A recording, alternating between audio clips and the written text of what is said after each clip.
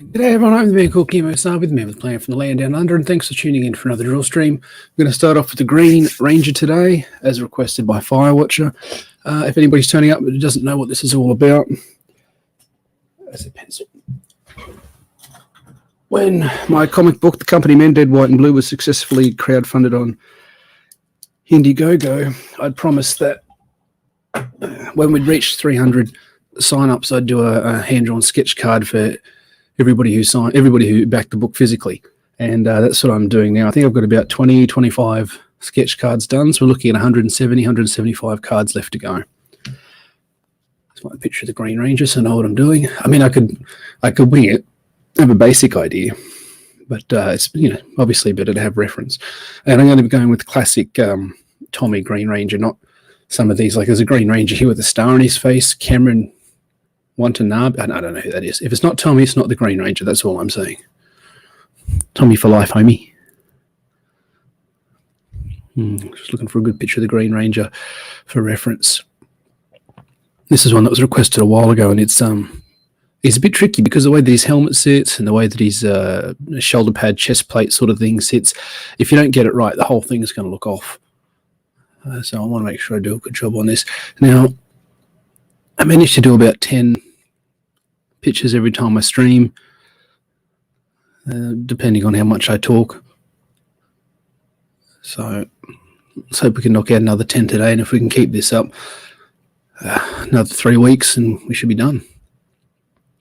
Now, these cards are just for people who backed physical rewards. Obviously, I can't send out a card international to somebody who's backed digitally.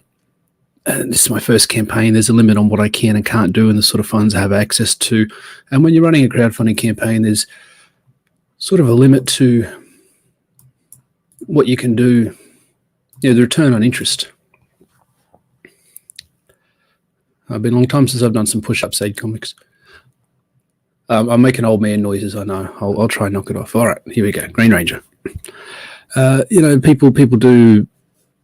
And it's different for everybody because different campaigns perform at different amounts. But people do shirts and T-shirts and all these other things on their campaign. I looked at that in my campaign, but the amount of money it was going to cost versus how much money it could potentially bring in, it just wasn't worth it. So some of those things I think you really need to wait until you've got either an audience that really wants that sort of thing, or you've got enough popularity that doing, beanies and hoodies and all that sort of stuff, like all these clothing items, is going to be profitable because people will buy it because it's your stuff or it's got your character and brand on it. I'm not drawing women, Colin.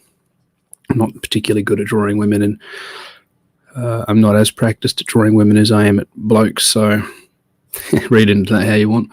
But no one's going to enjoy seeing me draw some women. Somebody's talking about, how would you make your campaign better if you did it again, or what are you going to do better next time? Might have been Richard Embry, might have been... I don't think it was you, was it, Dave? I don't think it was Dave Brink. It was somebody who does good comics, so that's why I thought it might have been Dave Brink or Richard Embry, because they both do good books. And I said, I'm going to do less doodads and more book. That's what it's going to be about, just making sure there's... The comic's the important thing. That's what people turn up for. I'm not one for tchotchkes myself. I've talked about this extensively. It really doesn't have any appeal to me. I don't have action figures set up. I don't have comics up on my wall. I don't have any of that sort of stuff. There's nothing wrong with that. If you can do that, great. My house just isn't big enough to handle that, and I don't have that sort of decor. So stickers and standees and bookmarks and that sort of stuff, they're probably not. I'm not going to use them. I say probably to be polite, but I know I'm not going to use them. So I'm just going to more and more look towards getting the book done, getting the book made, and not, because every pin-up and poster, every sticker, every patch, every key ring that you get made is more money that comes out of your campaign. And if you're not doing big money, then the cost of those things doesn't actually necessarily pay for itself back.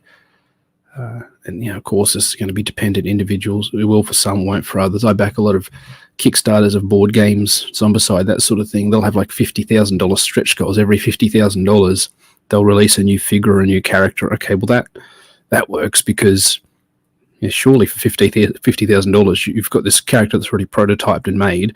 All it really is just saying, hey, China, print off 1,000 of these and send them to all the backers. That's not difficult. But for me, every print that I add, every bookmark every sticker that I add,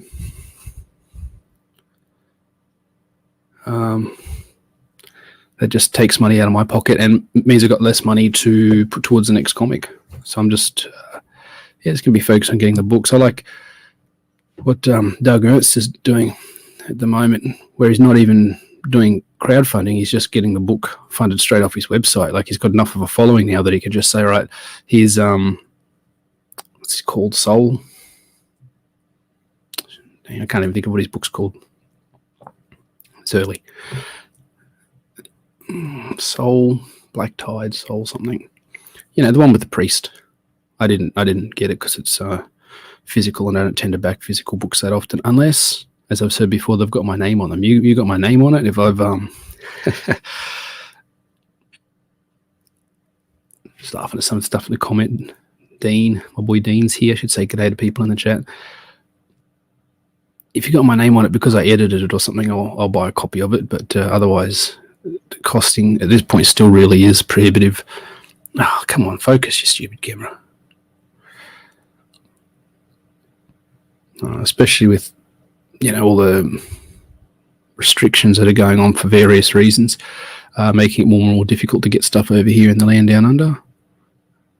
And then just today I saw somebody who had a fairly big, successful campaign that people have been waiting on, apparently just disappeared off Twitter. Like, he's just not there anymore. People saying, is he dead? Is he gone? Is he vanished? I backed his campaign. I won't be getting that money back. I'm sure he's not going to be hitting me up and say, hey, Kimo, here's your money back. So, more and more we've got to be careful with, switch over to pen now.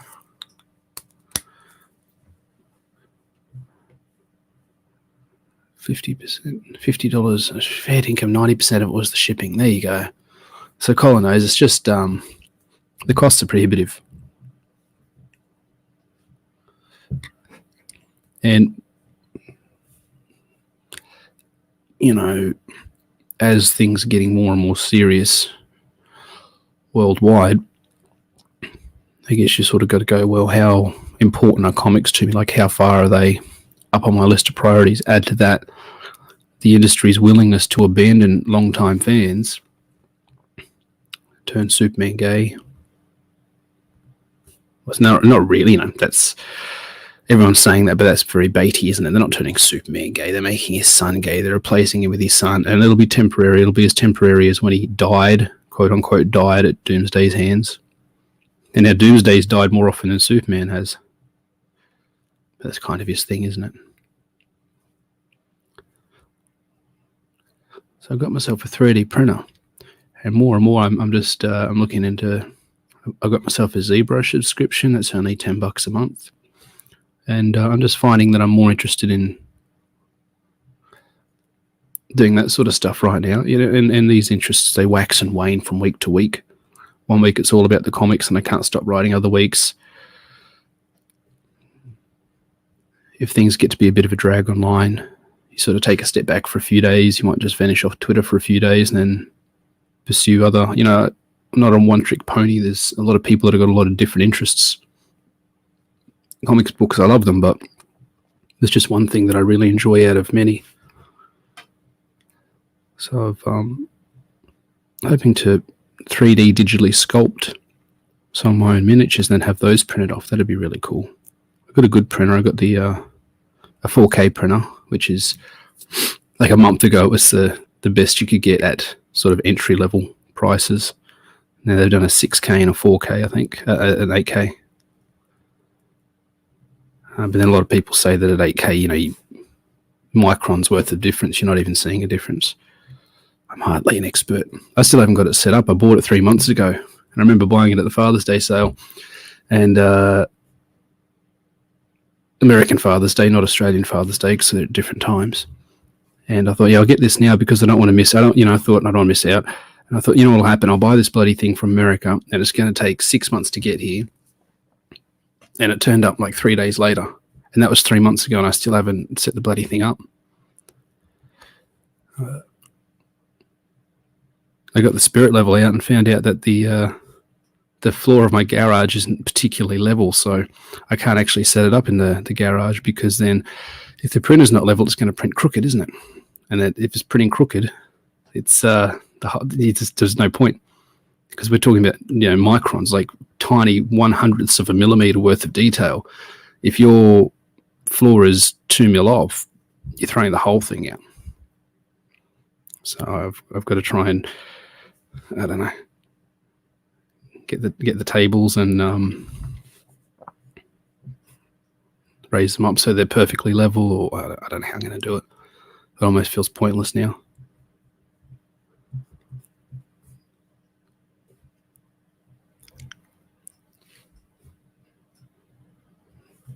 I mean, I watched some tutorials on 3D printing and 3D sculpting specifically in ZBrush.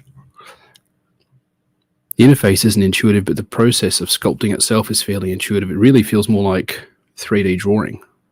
Using my little Wacom, I've got like one of those, I don't know, Intuos Cintiq, one of the big ones with the screen that you draw directly on. I don't actually like those ones so much. I prefer my little, what have I got? Where is it? Just like a little, bamboo type thing for $80 that you get at Dick Smith. I learned to do digital drawing and stuff on one of those, and I still actually prefer it. I bought the big fancy Cintiq for $1,000, and it just sits there. I'd sell the bloody thing if I think anybody would buy it, but I just don't see that happening these days. People's priorities are all a bit different at the moment. I don't think people are so much worried about picking up a drawing tablet right now. They've got other things on their minds.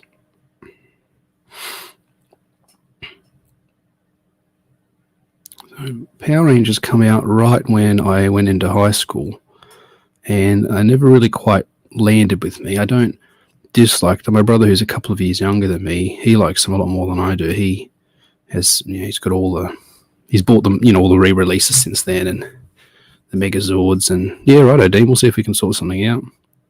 I mean, I'm not looking to obviously get back as much as I paid for it. It's got to be 18 months old at this point. Sort something out. We'll get it down there. I just don't think I'll use it, and I hardly use it now as it is.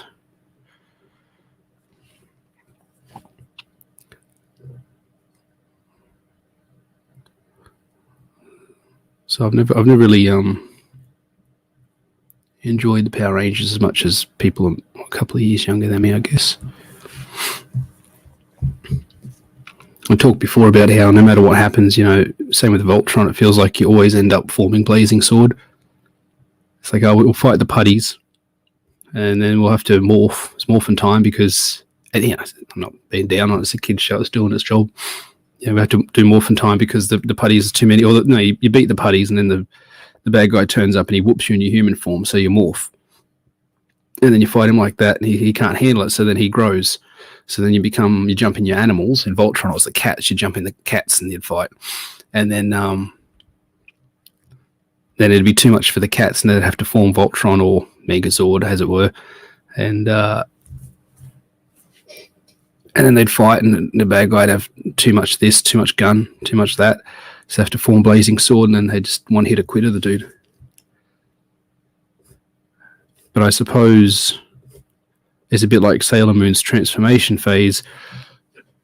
The reason they do that is because they can reuse a lot of the animation, a lot of the footage. It blew my mind when I found out that, correct me if I'm wrong, I found out that the footage of the Power Rangers themselves in costume is all stuff that's been filmed in Japan, and the footage of like Jason and Tommy and all that fighting the putties is filmed in America. Beast Wars is awesome, Dean. I don't know. I've got no shit to talk about Beast Wars. I mean, looking back, it looks pretty crude now in a lot of ways, but the story and the emotion, like, it was one of the first shows that really had deep emotional investment in the, I don't know if I'm going to go straight back here, in the characters, like a character progression, like Dinobot, his growth and change over time. It was really impressive. And even as a young person, it made me see that hey, there's more to, because I always wanted more in my storytelling. You'd watch an episode of He-Man. I remember this is one He-Man episode back in the day. Love He-Man. He-Man's what I grew up on because I'm a boomer. And there's a bit there where there's, I don't know, they're in attack track or something, and the danger's so vast that He-Man, Prince Adam, can't get away to transform into He-Man. He just says, look, straight up, I'm just going to have to transform into He-Man in front of Teela and throw my identity out the window. It's just too serious not to. So he reaches back for his sword and says, and before he can say power of Grayskull, something happens and intervenes, and he doesn't have to transform. And that was the ad break. He goes, and then the ad happens. And you think, oh, snap. And then you watch, back in the day in Australia, we only had like 2 ads in an ad break. And one of them was usually a public service announcement about bushfires and stuff, because that's a real omnipresent thing over here. And now there's, I don't watch TV now, so I don't really know. But when I last watched TV, there was a lot of ads on TV, to the point where it's half ads, half not. And then they come back from the ad break, and something happened that stopped the danger, and Adam didn't have to transform in front of Teela. And I was so cross, because I thought finally we're going to have a little bit of character progression. Finally, we're going to have to have some hard conversations. Here I am at like 6 years old going, oh, this is bullshit. I want the characters to grow. I want more. I don't just want the status quo to be returned to every single episode. And yet that's what they did, which is why I suppose we want what Kevin Smith lied and told us he's going to bring us. We want progression. And then if they do it wrong, they ruin it for us. And we just have to move on, because they own these characters. And there's nothing we can do about it. Pretty good argument for developing your own IPs and your own properties, which, I mean, clearly I'm a big fan of.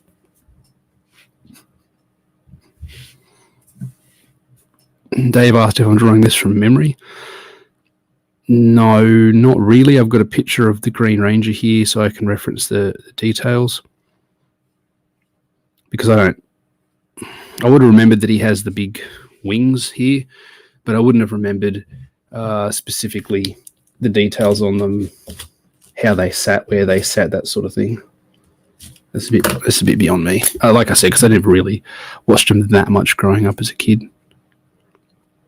It was because in Australia over here, especially when I was a kid, we only had like 4 channels on TV. We never had cable. Cable didn't come out until I was out of high school. And we wouldn't call it cable, we'd call it like pay TV, which maybe that's different to cable. I don't think it is. And so there's only 4 channels, so you just have to sit through whatever was on, because you only had 4 options. So you get home in the afternoon after school, and my mum she'd be working, so I'd have to go stay at Grandma's place, and I don't actually know where she was. Like, I was always staying at Grandma's place. Grandma was never around; she was always out somewhere. Which, considering she had a stroke before I was born, it's pretty impressive that she managed to get up and about. I don't know what she was doing. Good hustle, Grandma. Good hustle. So I'd be stuck there in Grandma's place, nothing to do, nowhere to go. You just have to watch what's on TV. And at 4 o'clock, Power Rangers would come on. And at 4:30, it was Totally Wild with Ranger Stacy. Dean, you remember Totally Wild? You remember Ranger Stacy?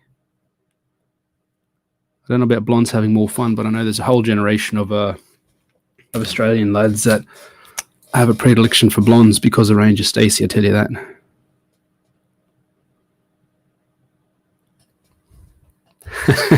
Booty Juice says he met the Green Ranger and he kicked the shit out of him at a comic convention. I'd believe that you met him, and I'd believe that he could probably kick the shit out of most of us, but he seems like a really chill dude. Like the fact that he's this MMA guy, and like a lot of other people would, Michael Keaton hated the fact that he was Batman for a long time. He's had to sort of embrace it now and even do that Birdman type thing, making fun of himself almost, going meta. But Tommy always seems like he's enjoyed being the Green Ranger. That's something I like about John Cena and Henry Cavill, like these guys that take the time to go hang out with the sick kids and realize that their position as a hero has responsibility and weight to it, and there's a obligation there. If you're playing Superman, there's an obligation for you to behave yourself and be Superman all the time in a way. The fact that he gets that, I think he means that he gets all of it.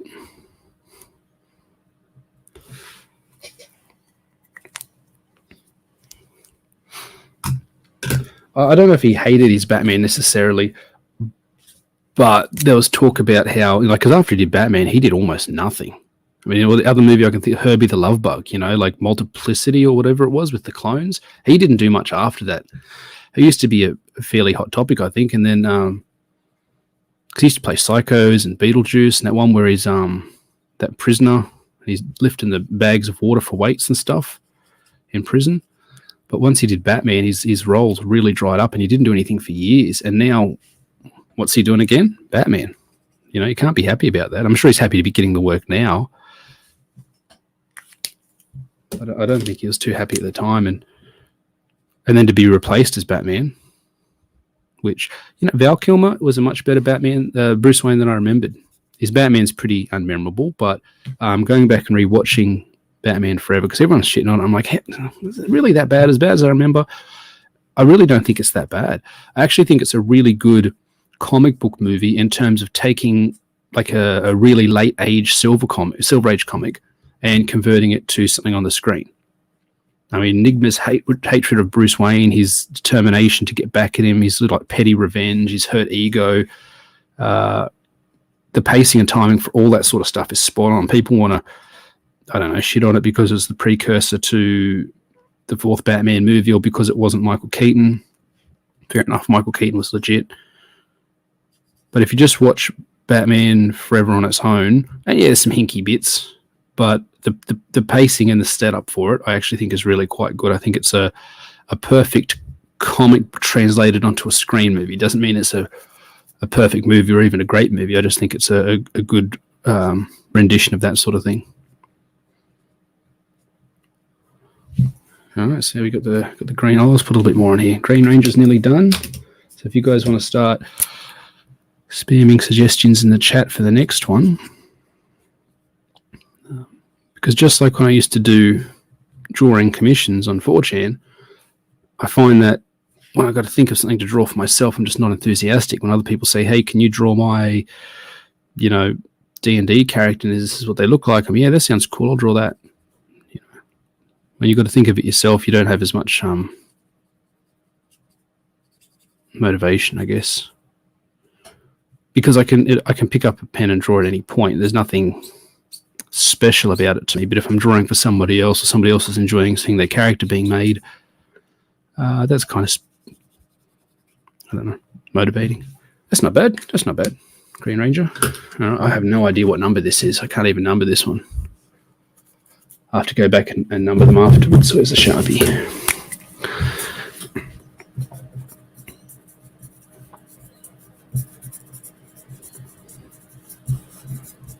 Thanks for backing the company, man. If you haven't backed the company, man, go consider it. We're very, very close to closing the in demand. Pretty soon, you just won't be able to buy a copy of it, probably until the next campaign. I probably could draw Herbie the Love Bug. I'm not drawing all the Power Rangers, Dean. One was enough. Certainly not drawing the Pink Ranger. Quick recap of pictures that have been drawn already, in case you've forgotten. Monkey Magic, Gladiator, Chud, Stay Puff, Cola Fruiter. Haven't finished that Bane still. Stingray, Cable, that was the first one I did. The Embrace, Raphael, Venom, Tech Priest from 40k. Yeah, Pink Power Rangers. I mean, I wouldn't say she's my first crush. Daryl Hannah in Splash was my first, but she's right up there. Exo-Mano, War, Elmo. I forgot about some of these. This Shark Dude, I can't remember. Chabris, something. E.T., Hollow Knight, Duckman, Peacemaker, Slimer, Rooster Cogburn, Banana Man, Kozor, Captain Caveman, Blue Falcon, Porter, Darth Vader, Solomon Kane, Greatest American Hero, Silhouette from Lost Pages and Lost Pages 2, Super Ted, and Roger Ramjet. That's pretty good. There's got to be more than 20 there, surely. Roger Ramjet's 32. Yeah, there's a few more than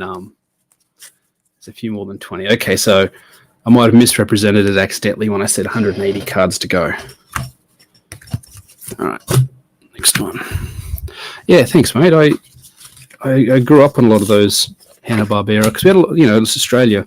We get stuff like now it's instantaneous, but back then, like our fashion was 10 years behind, if not 20. Thanks, Jake. I appreciate it, man. Just turn up for book 2 and we'll be good.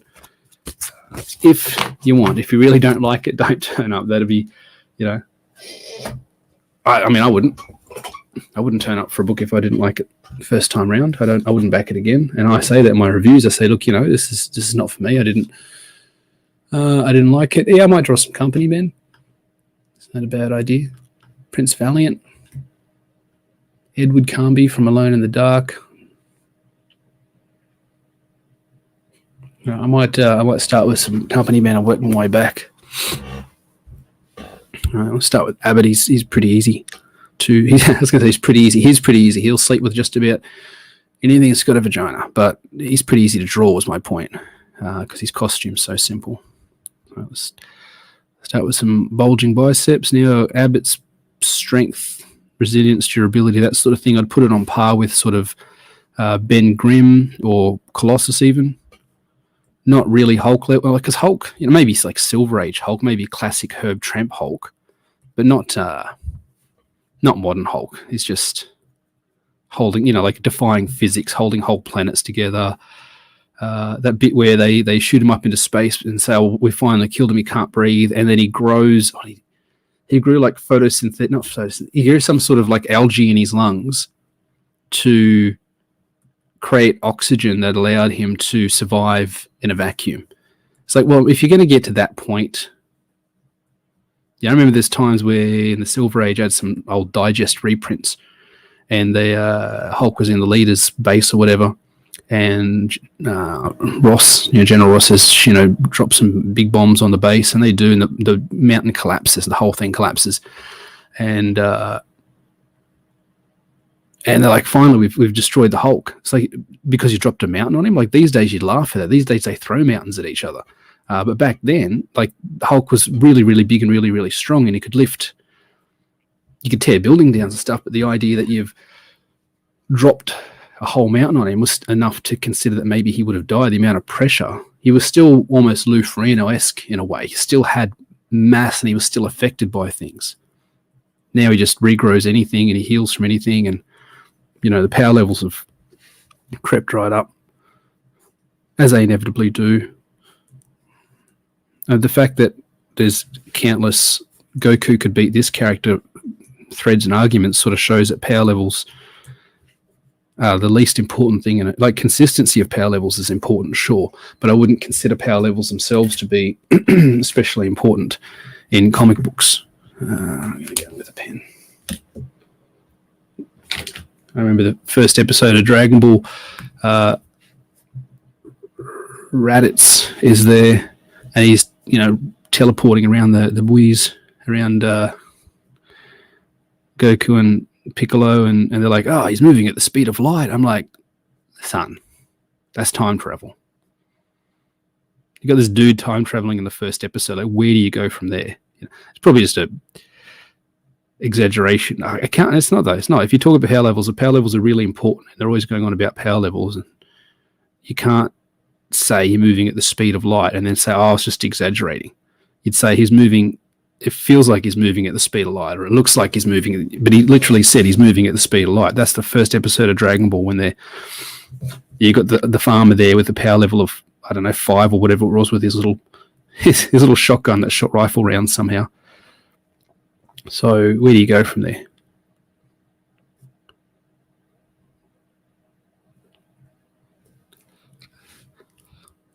The premise of Greatest American Hero is good. I don't know for sure if I don't remember a lot about the show, to be honest, because I mean, when did it come out? Very early 80s. I was born in the early 80s, so I only really saw bits and pieces of it. Like I said, Australian, we get fashion, TV, everything 10, 20 years late back there. These days, everything's all the same. It's global. Everybody gets sort of the same stuff at the same time. We get the new iPhone the day after or the day before America gets it, depending on time zones and stuff. But back then, you know, it was like 2004 and people still wearing 1994 baggies jeans because we'd only just got them. So we'd have these old TV shows. We have old BBC shows and old, you know, MASH and stuff like that. I love MASH. I think MASH is probably the greatest television show ever made. But my favourite television show would probably still have to be The Shield with Michael Gillis. That is just brutal. If you guys haven't seen that, man, he's just same guys that did Sons of Anarchy and that. But in a way, I think Sons of Anarchy is almost like, what do they call that? Believe in me that believes in you, or power of friendship type stuff. It's almost like that. It's like, oh, it's the family meme from what's it called? Fast and the Furious. It's like, yeah, so it's all about the gang. It's all about the family. It's all about Sam Crow. It's all about the sons, you know. And it's a little bit. It's very real and gritty, but there's also sort of an element of. It gets silly after a while. It's like, man, you guys would have been shot by now. Somebody would have killed you. You can't keep getting away with it by the skin of your teeth. But The Shield was really gritty. And the character progression is second to none. The way they grow and adapt and all that sort of stuff. I remember watching the first episode of it, and it ends on this significant cliffhanger. And if you haven't seen it, I'll just leave it. But I'm just like, you can't do that on television. Keeping in mind this is 20 years ago. Lorenzo, how would you say? Again, I don't remember. I can't remember much about it at all. The thing I remember most about Greatest American Hero is that my dad really liked it. He really liked the premise. I didn't as a kid, but now that I'm older, I do like the premise. I think it's quite clever. How would you say the writing changed? Like, in what way? Was it the quality, or was it more to do with the what was the focus of the stories, that sort of thing?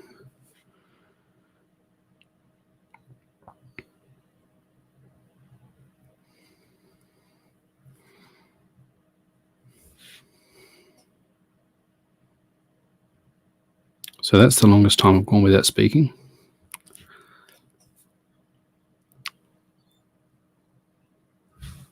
What are you talking about, Dean? Do Wolverine.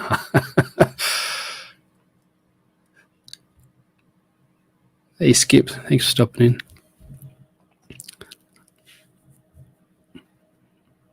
Well, 9 people here now. It was 6 a minute ago. I'm going to get nervous, all these people listening.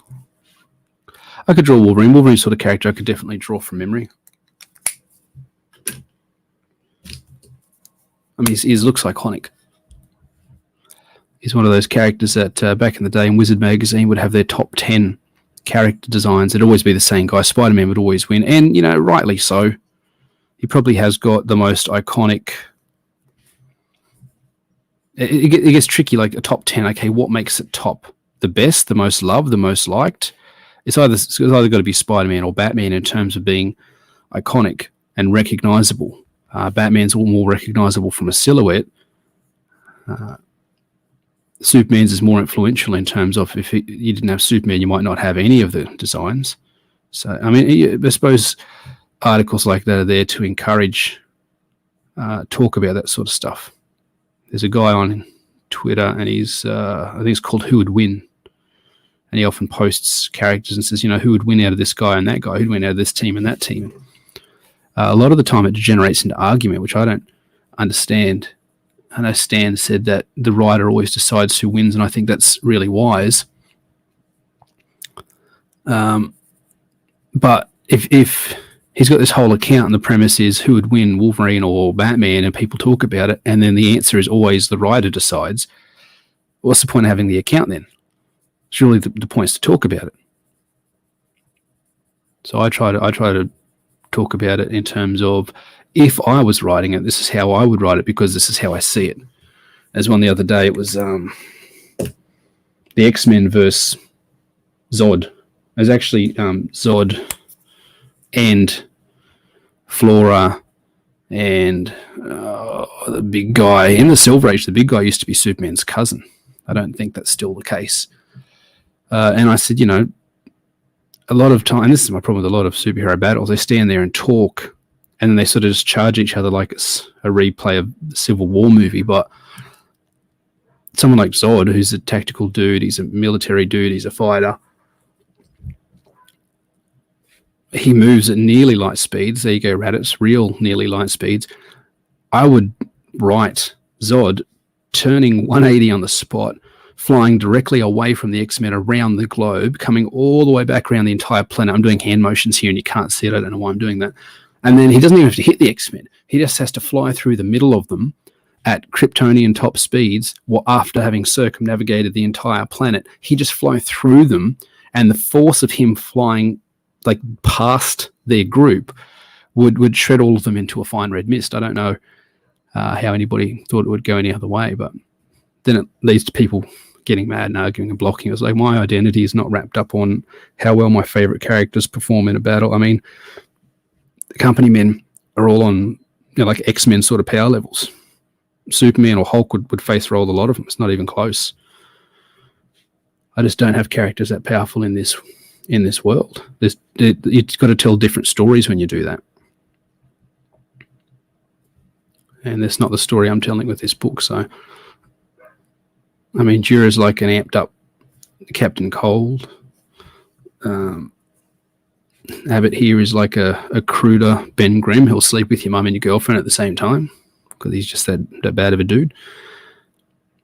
I mean, Gates can teleport stuff. He's better at it than Nightcrawler, but Nightcrawler, if you look at the Marvel Handbook, he's like superhuman class 10, which is 10 tons. He would knock your head off if he hit you even once, not even, I mean, Gates can teleport and he's smart with it. But if you walk up behind him and cold cock him, you walk up behind him and you shoot him in the back of the head with a little 38 throwdown or something like that, said he's done. So Ramjet's closer to Quicksilver's level of speed as opposed to Flash. A lot of people think Cinder's like Johnny Storm, but he's not actually a man of fire. He's a man of ash and soot and smoke and heat. He's not actually a fireman. He's heat, and he's constantly burning off his own mass to create the cinder and soot and smoke and the gaseous carbon that he uses to fight with. So it's a whole very different, much more limited power set. But it's got advantages another way. Like Johnny Storm couldn't turn into a bilious gout of smoke and fit through a nearly airtight gap below doors and through windows and that sort of stuff. Johnny Storm's not bulletproof. Sure, he can melt the bullets before he gets to you, but what if Johnny Storm's trying to shield an innocent person and they're getting shot at? Well, he can't burn the bullets away because the heat that would be produced from burning the bullets would sear the person that he's trying to protect to death. So in a way, Johnny Storm's like a glass cannon. Like even in his, full-on supernova sort of form, if you had a bullet that didn't melt from the heat, you could still just shoot him in the head and he'd be all over.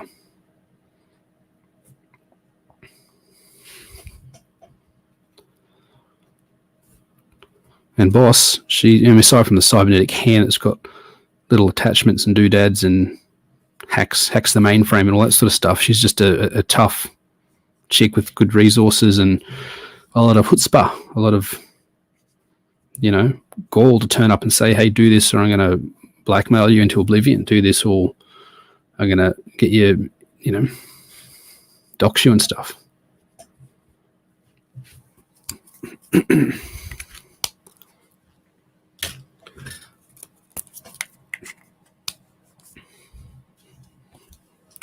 So Lorenzo's saying about the greatest American hero and what the focus of the show was versus what they wanted it to be. It sounds like they wanted Superman, but they wanted to the people the TV station wanted their own Superman, but the people who were making the show really wanted it to be more about real world issues. Which, considering his not limited power levels, but his limited experience, I mean, he might have been as powerful as someone like Superman in the suit, for all we know, once he got it working all the way. But he didn't have all the information. That was the point. He didn't know how to use the suit properly. So it's a good concept. It's one that's been used heaps. I mean, how many, like Blue Beetle, Jaime Reyes, or Robert Kirkman's Tech Jacket, or Black Hawk, Darkhawk. Everybody likes Darkhawk. He didn't know how to use his alien outfit so well. heroes coming to terms with their new powers and learning to use them is a really anybody who's got a symbiote, same sort of thing. If the symbiote's not particularly good at talking to you, like Eddie Brock's lucky that his symbiote had spent so long talking to Spider-Man that it knew how to communicate well. There's other symbiotes that don't, they're not able to communicate as well, and the bearer of the symbiote's not able to use it as effectively. It's a very classic story. I'm just going to put another border around Abbot here with a cool grey just to have a bit of contrast.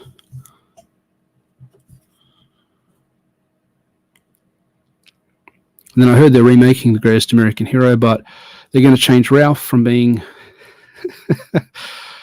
a blonde white guy to being a Latinx female. And yeah, I'm pretty sure they're converted here, but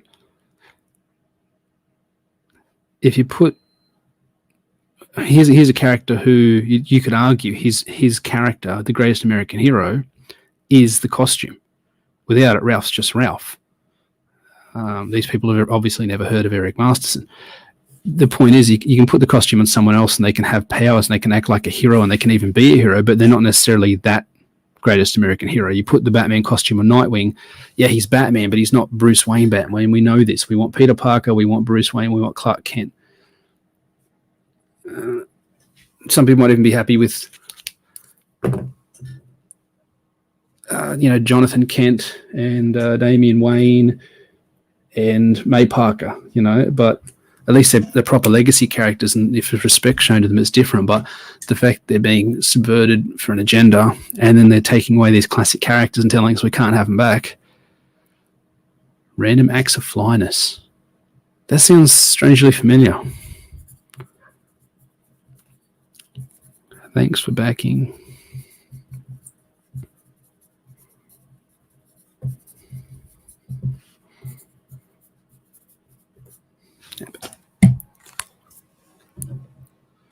Yeah, that's how I remember it. Lorenzo, he received the suit from aliens, maybe even by accident, but he lost the directions. And it was just, I remember seeing a bit of it as a kid. You're a kid, you're walking through the lounge room back and forward, whatever, and your parents watching TV, and you just say, boy, come here, look at this. This is this show. This is what's happening on the show. You ask him what's going on, and he tells you.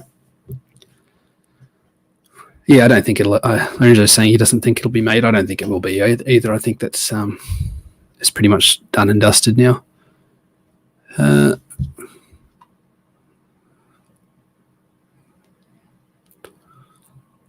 else have we got for character suggestions? Wolverine, yeah.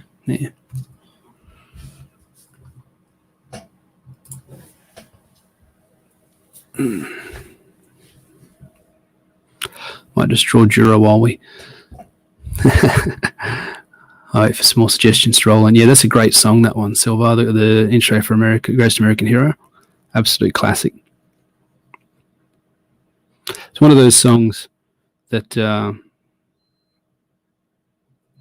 you hear it, not just that it's recognizable, but it's like you can relate to it. Whether you're a parent and your kids think that you're a hero and you realize you've got to up your game because they're relying on you, or whether it's a loved one or whatever. Like there's always been, everyone's had situations where, gee, I wish this cam would focus. Come on. Maybe you're not feeling like you're up to the task or whatever, and people are relying on you. You've got to up your game. You've got to cowboy up. Or it could be, somebody thinks that you're amazing and you think, I'm not that amazing, but they think you are. Who could it be? Believe it or not, it's just me. And there's people who are going to think that you're something special even when you don't think it about yourself. Maybe you should listen to those people. Maybe you shouldn't be so hard on yourself. I've said before on these streams, I'm very easy on myself. I don't give myself a lot of a hard time. Some people, you hear their self-talk and it's not good. Like, oh, you idiot, you dickhead, what'd you do that for? I don't do that to myself. I screw up, I fix it. Or I learn, I don't do it again. I don't understand the point of putting myself down, especially not when other people around. I think sometimes it's put on. People are like, oh, I'm such an idiot. I'm such a dickhead. I can't believe I did it. And then people are, of course, obliged to say, it's like when you're in the staff room or whatever, the lunch room, and somebody, one of your co-workers, loudly and obnoxiously says, oh, I can't believe it. And nobody says anything like, oh, I cannot believe this has happened. Like, here we go. They want some attention. They want somebody to say, oh, what's happened? Janet? It's always Janet, isn't it? Fucking Janet. I swear, everywhere I've worked, it's Janet. So I don't put myself down. I'm kind to myself. I practice a lot of self-love. Lots of self-love. Because I deserve it. All right, that was pretty quick. It's pretty easy when it's a character you've drawn a lot and you know really well. The original version of Jura, as I had him imagined, looked a lot more like Major Disaster from, like Silver Age Major Disaster from DC Comics. He had like a hood and almost like a little kilt type thing. I don't know, and like a little mask. Kind of like, well, very much like Major Disaster, but if you don't know Major Disaster from the Silver Age, in the modern age, he just wears a big trench coat and looks like a try-hard Billy Butcher. Kind of like how Flash's mask goes over his nose and over his eyes, and that Phantom's definitely on the list, Jake. I love the Phantom, all about the Phantom. And Dan's got a great point, my boy Booty Juice, one of the most talented dudes around at the moment. He says, putting yourself down, self-depreciation is fairly narcissistic. It's all about drawing attention to yourself, and that's what, particularly in public. I don't like to put myself down at the best of times, and I'm certainly not going to do it in public.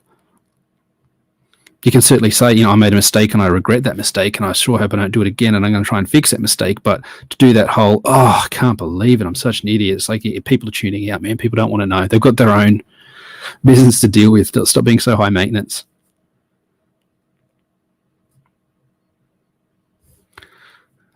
Billy Butcher looks like a juiced up Clive. He does in the comics. Isn't it funny that in the... not funny. It's not even close to being funny. It's funnier that I said that it's funny when it's not funny. It might be worth noting that Wee Huey had a little goatee beard in the comic, and he doesn't in the show. And in the show, Billy Butcher is clean shaved. In the comic, he's clean shaved, but in the show, he's got a beard. That's about as not funny as you can get. Makes you realise just how old that Simon Pegg dude's looking now when he played Huey's dad when he was originally, sort of destined to be Wee Huey. You see how old he looks now. It's like, he couldn't have played that part. He looked like his Butcher's granddad or something.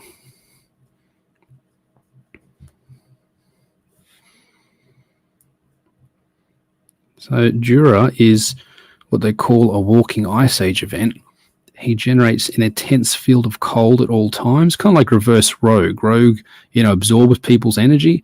This guy is pumping out a constant field of subarctic energy at all times, just draining heat from the room, draining heat from the area. And if you let him go, like he'll drain the heat from miles around.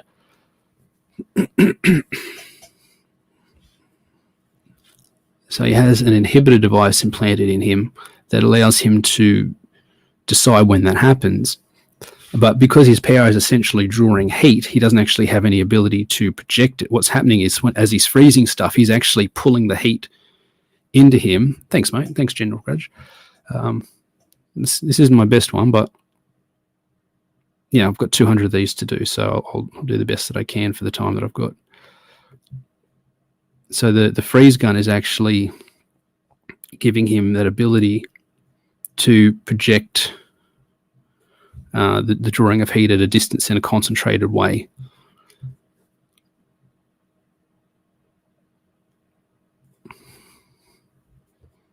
But he doesn't need the gun to use his power. The gun just channels it. He's the one that has the power himself. And unchecked, it's really destructive and really dangerous. I think people underestimate how dangerous the cold is and just how unpleasant it is.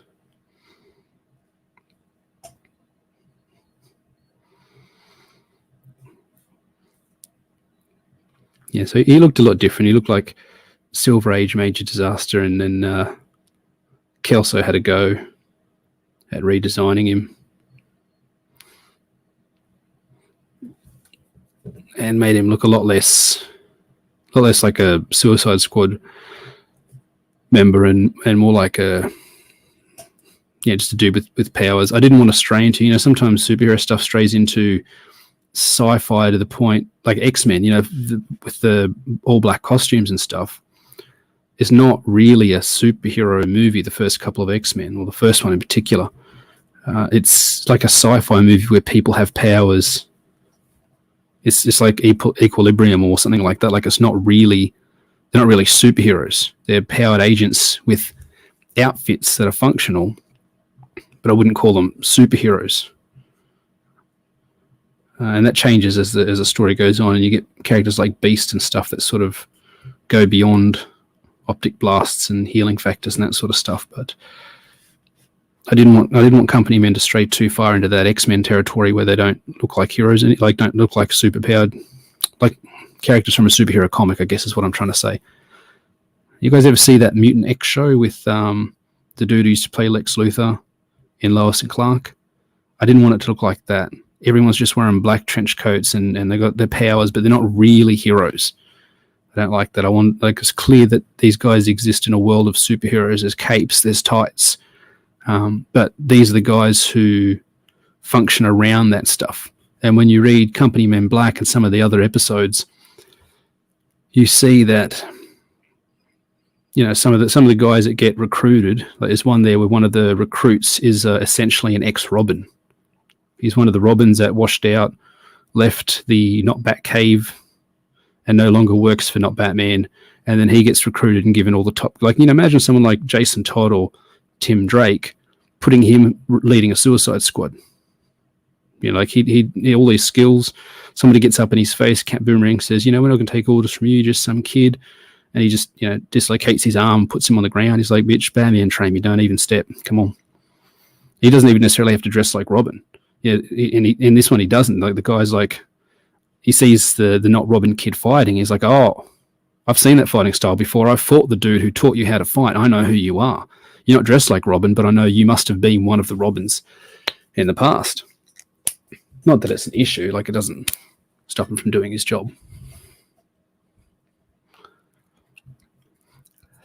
So when you read these other Company Men issues, particularly the Company Men Black, which are Black Sight, Black Bag, and Black Box, it's where the boss puts together teams of even more morally loose characters, I suppose. Like, even though these guys are bad guys, the original Company Men all have motivations.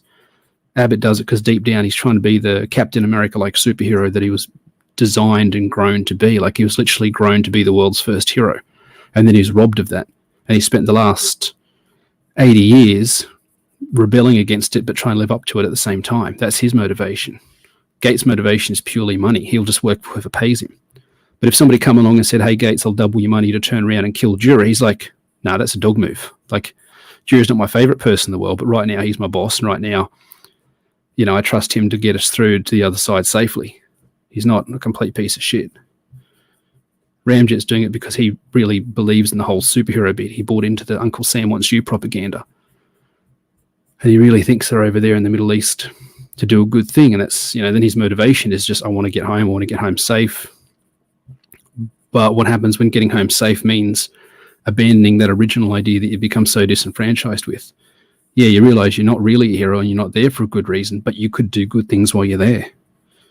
Are you going to run? Because that's his power. His power is super speed. Are you going to run and hide, or are you going to step up and help people and save people and do the right thing, even when the right thing is maybe different to what the team wants? There's one scene there where he's got to torture a dude. He's like, I'm not torturing a dude. I don't know how to. It's like, yeah, you're taught, torture type stuff. See, super speed, vibrate your hand to super speed and jam it in his chest. And he's, "I don't want to torture anybody. I'm not that sort of dude. Like, I'm wearing spandex. I'm supposed to be a hero." And they're like, "There's no heroes over here, man." It's like, "Well, I'm going to prove you wrong."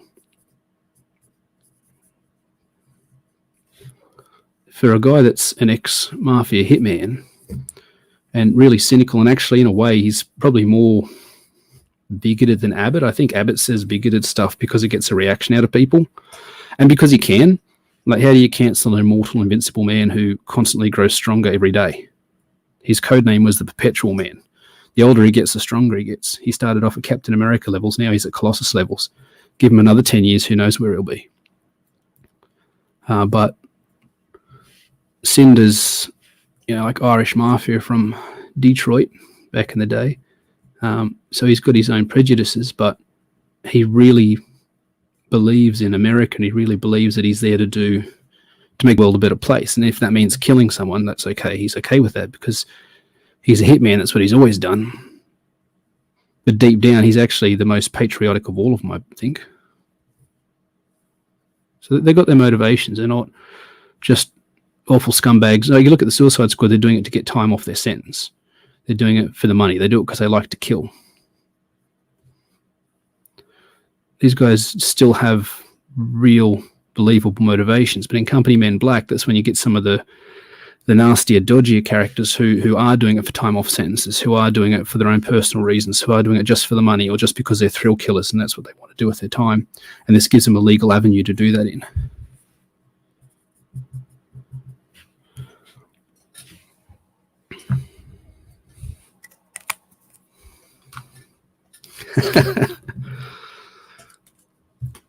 Right, so I'm going to put some more greys in that, I think. Mix it up a bit. So Jura is actually... I don't care about identity type stuff. It can be interesting though. It can be interesting to say, okay, so Jura's actually part Inuit. So he was raised in like Alaska and stuff, and he's got, he's like an Alaska survivalist joined the military at a young age, operator, fell into the Arctic during an operation.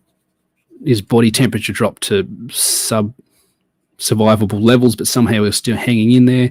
They put him in stasis. They try to heat him up. They try to bring his body temperature back up. They try all their experimental procedures because, he's been trained up. He's a top tier Rambo operator. He's worth a couple of $100,000 and he knows stuff that they want to know. And if he dies, they won't find that, crucial intel. So they do everything they can to bring him back, and they do. But when he comes back, he finds he's constantly exuding this field of cold energy. And that's how he gets his post-human abilities.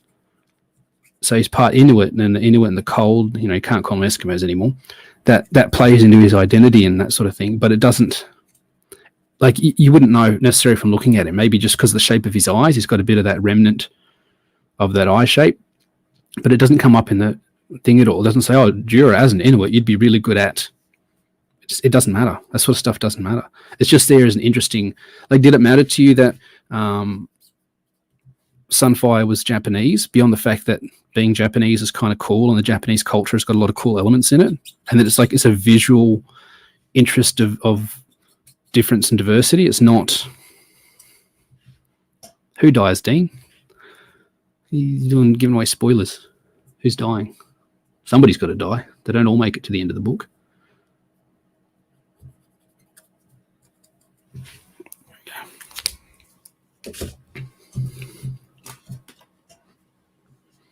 I kind of feel like in Jawbreakers that Zach kind of made the characters in his head. He made a not Daredevil and not Spider-Man and not Luke Cage or not Punisher.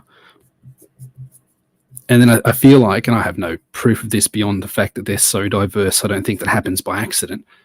I feel like he went through and goes, okay, well, obviously Cuffs is going to be black because he's the Luke Cage analog, but what can we do? Well, Devil Dog's big blonde guy, so let's I'll make him gay. Silkworm, Zach loves the Filipinos, so he made him part Filipino. I feel like he just sort of, and then by virtue of their very powers, he has two differently abled characters. I think some of it was intentional to maybe shield or to throw it back on the SJWs when they come and attack him. He's like, my team's more diverse than yours, come at me. My thoughts on his Knife Hand campaign is Knife Hand's a very cool character, and I like the style. I don't know if it's officially the dude that drew Metal Gear, but it looks like it, and I'm mad that he got to do that before I got to do that, because that's what I wanted to do. That's something I really wanted to do, but he got into it way earlier. G'day, Hockey. He's got a huge following. He's got plenty of resources, so he's able to do that sort of thing. But I'm disappointed I know that he's mute, but I'm disappointed that it's Phantomness that we're doing. Trying the Phantom. Mutant X was so bad, it was good. I don't remember much about it. It's pretty budget for the time, but I just remember it everybody looking sort of the same. The powers were sort of interchangeable. Like, you know, there's Fire Guy and Energy Girl and Invisible Dude, and it wasn't really anything that stood out to me, except for the fact that the leader of them used to be Lex Luthor in the old Lois and Clark show, which is just a fantastic show. The comedy in that, yeah, I could do Doc Savage. I'll do Doc Savage after I won't do him. I'll draw Doc Savage after I draw Phantom. Lois and Clark is funny as hell, man. Like, you go back and check it out. The humor on that was on point. It was like line A is a setup, line B is a punchline. Line A is a setup, line B is a punchline. They're just constantly riffing these lines one after the other. It was really impressive. G'day, John. B Rose is here. I haven't said g'day to the chat yet. Sorry, guys. I've been so focused. Was it 3? Is that, tell me it's at least 3. Okay, 3 today. 3 so far. Let's see. We'll definitely get 5. Let's see if we can get 10. And as far as I know, Dean and I are streaming on his Comics Mate channel later today as well. So this camera, I swear. Yeah, I'm disappointed that Knife Hand's a silent comic, because silent comics, you know, when you read quick, I'm not the sort of person, I don't know. I was talking to Dean, and he said, "Oh yeah, I'm reading such and such book, one of the big crowdfunded books. I'm like a third of the way through it. I put a bookmark, and I'll come back to it tomorrow." I'm like, "What? Just, it's a comic. Just finish it." He's like, "No, I like to take my time and read it." And I see other people. Like, I used to go to the comic book store, Graphic Action. It was called. It used to be called the Phantom Zone. Back in the day, and then it got bought out by one of the dudes who worked there, from the old dude who used to run it, and it got renamed Graphic Action, and it shut down probably 2017, 2018, because you know why. Comic book stores are shutting down. You know why they're shutting down. I don't need to tell you guys that. And I used to go in there and I'd get my pull list, 20 or 30 comics a month sort of thing, and I'd have them all read in an hour. I read fast. I've explained before, I've tried to explain that I don't read, and other people might be like this, I don't read one word after the other. My brain sort of sees the whole sentence or paragraph, and then I don't know, like downloads the whole thing into my head as a like, there's that thing where if they jumble up the letters, you get a big word and you jumble up the letters, but keep the first and the last letter, you'll still be able to read what the word is. You guys have probably seen that getting around. The idea being that the you don't read words so much as you do recognize a configuration of words. So my brain kind of does that, but on a bigger scale. It gives me like a whole paragraph. So I tend to read pretty quick. So I see the whole comic page at once. So if I turn the page and I've got a double page, or like page, page A, page B, I sort of go, okay, page A, page B, and I've seen the whole thing, and I'm seeing the dialogue and the particulars. So I only really need like 2 minutes to read a 22-page comic. It happens really quickly. That could be why I have so much dialogue and talk in my comics. It could just be because I talk too much in real life. I don't actually talk that much in real life because I don't really have anything to say. I can talk about this stuff all day. I heard my phone going. It's either my father calling me with more COVID-type stuff. Oh, get off. Stop calling my phone. Or it's my brother with the same. Both, like, if you see my Twitter feed, I'm pretty, anti the vaccine. I don't think it's safe. My family's gone full on inner woods survivalist on it, and they're constantly calling me with updates. I'm like, you're just bringing me down, man. Like, this doesn't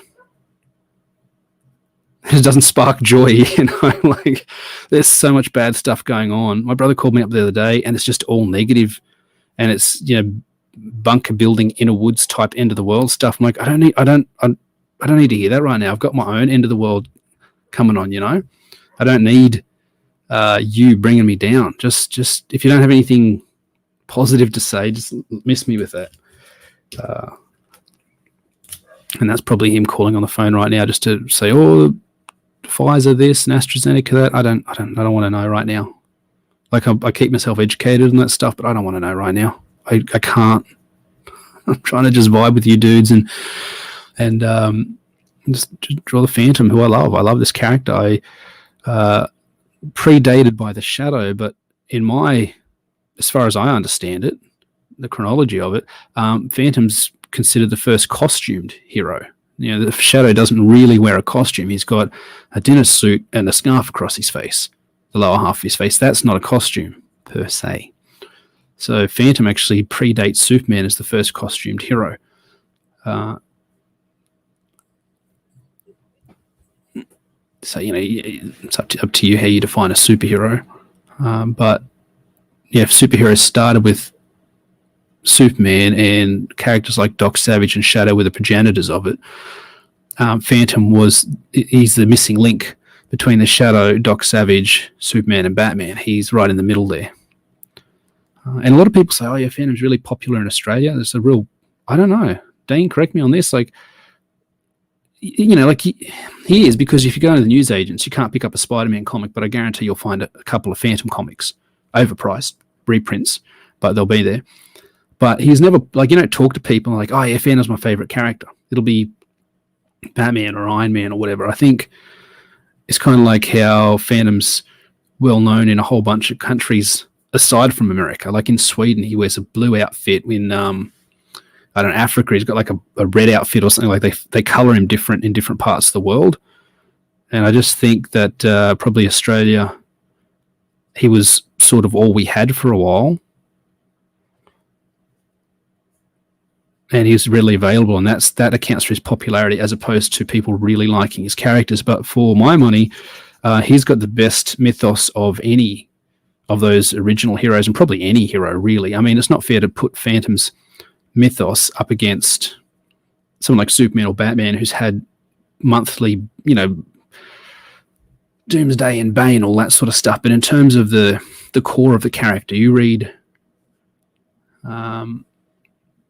All-Star Superman, and Morrison breaks Superman down to like 9 or 12 panels, doomed planet, last sun, that sort of stuff.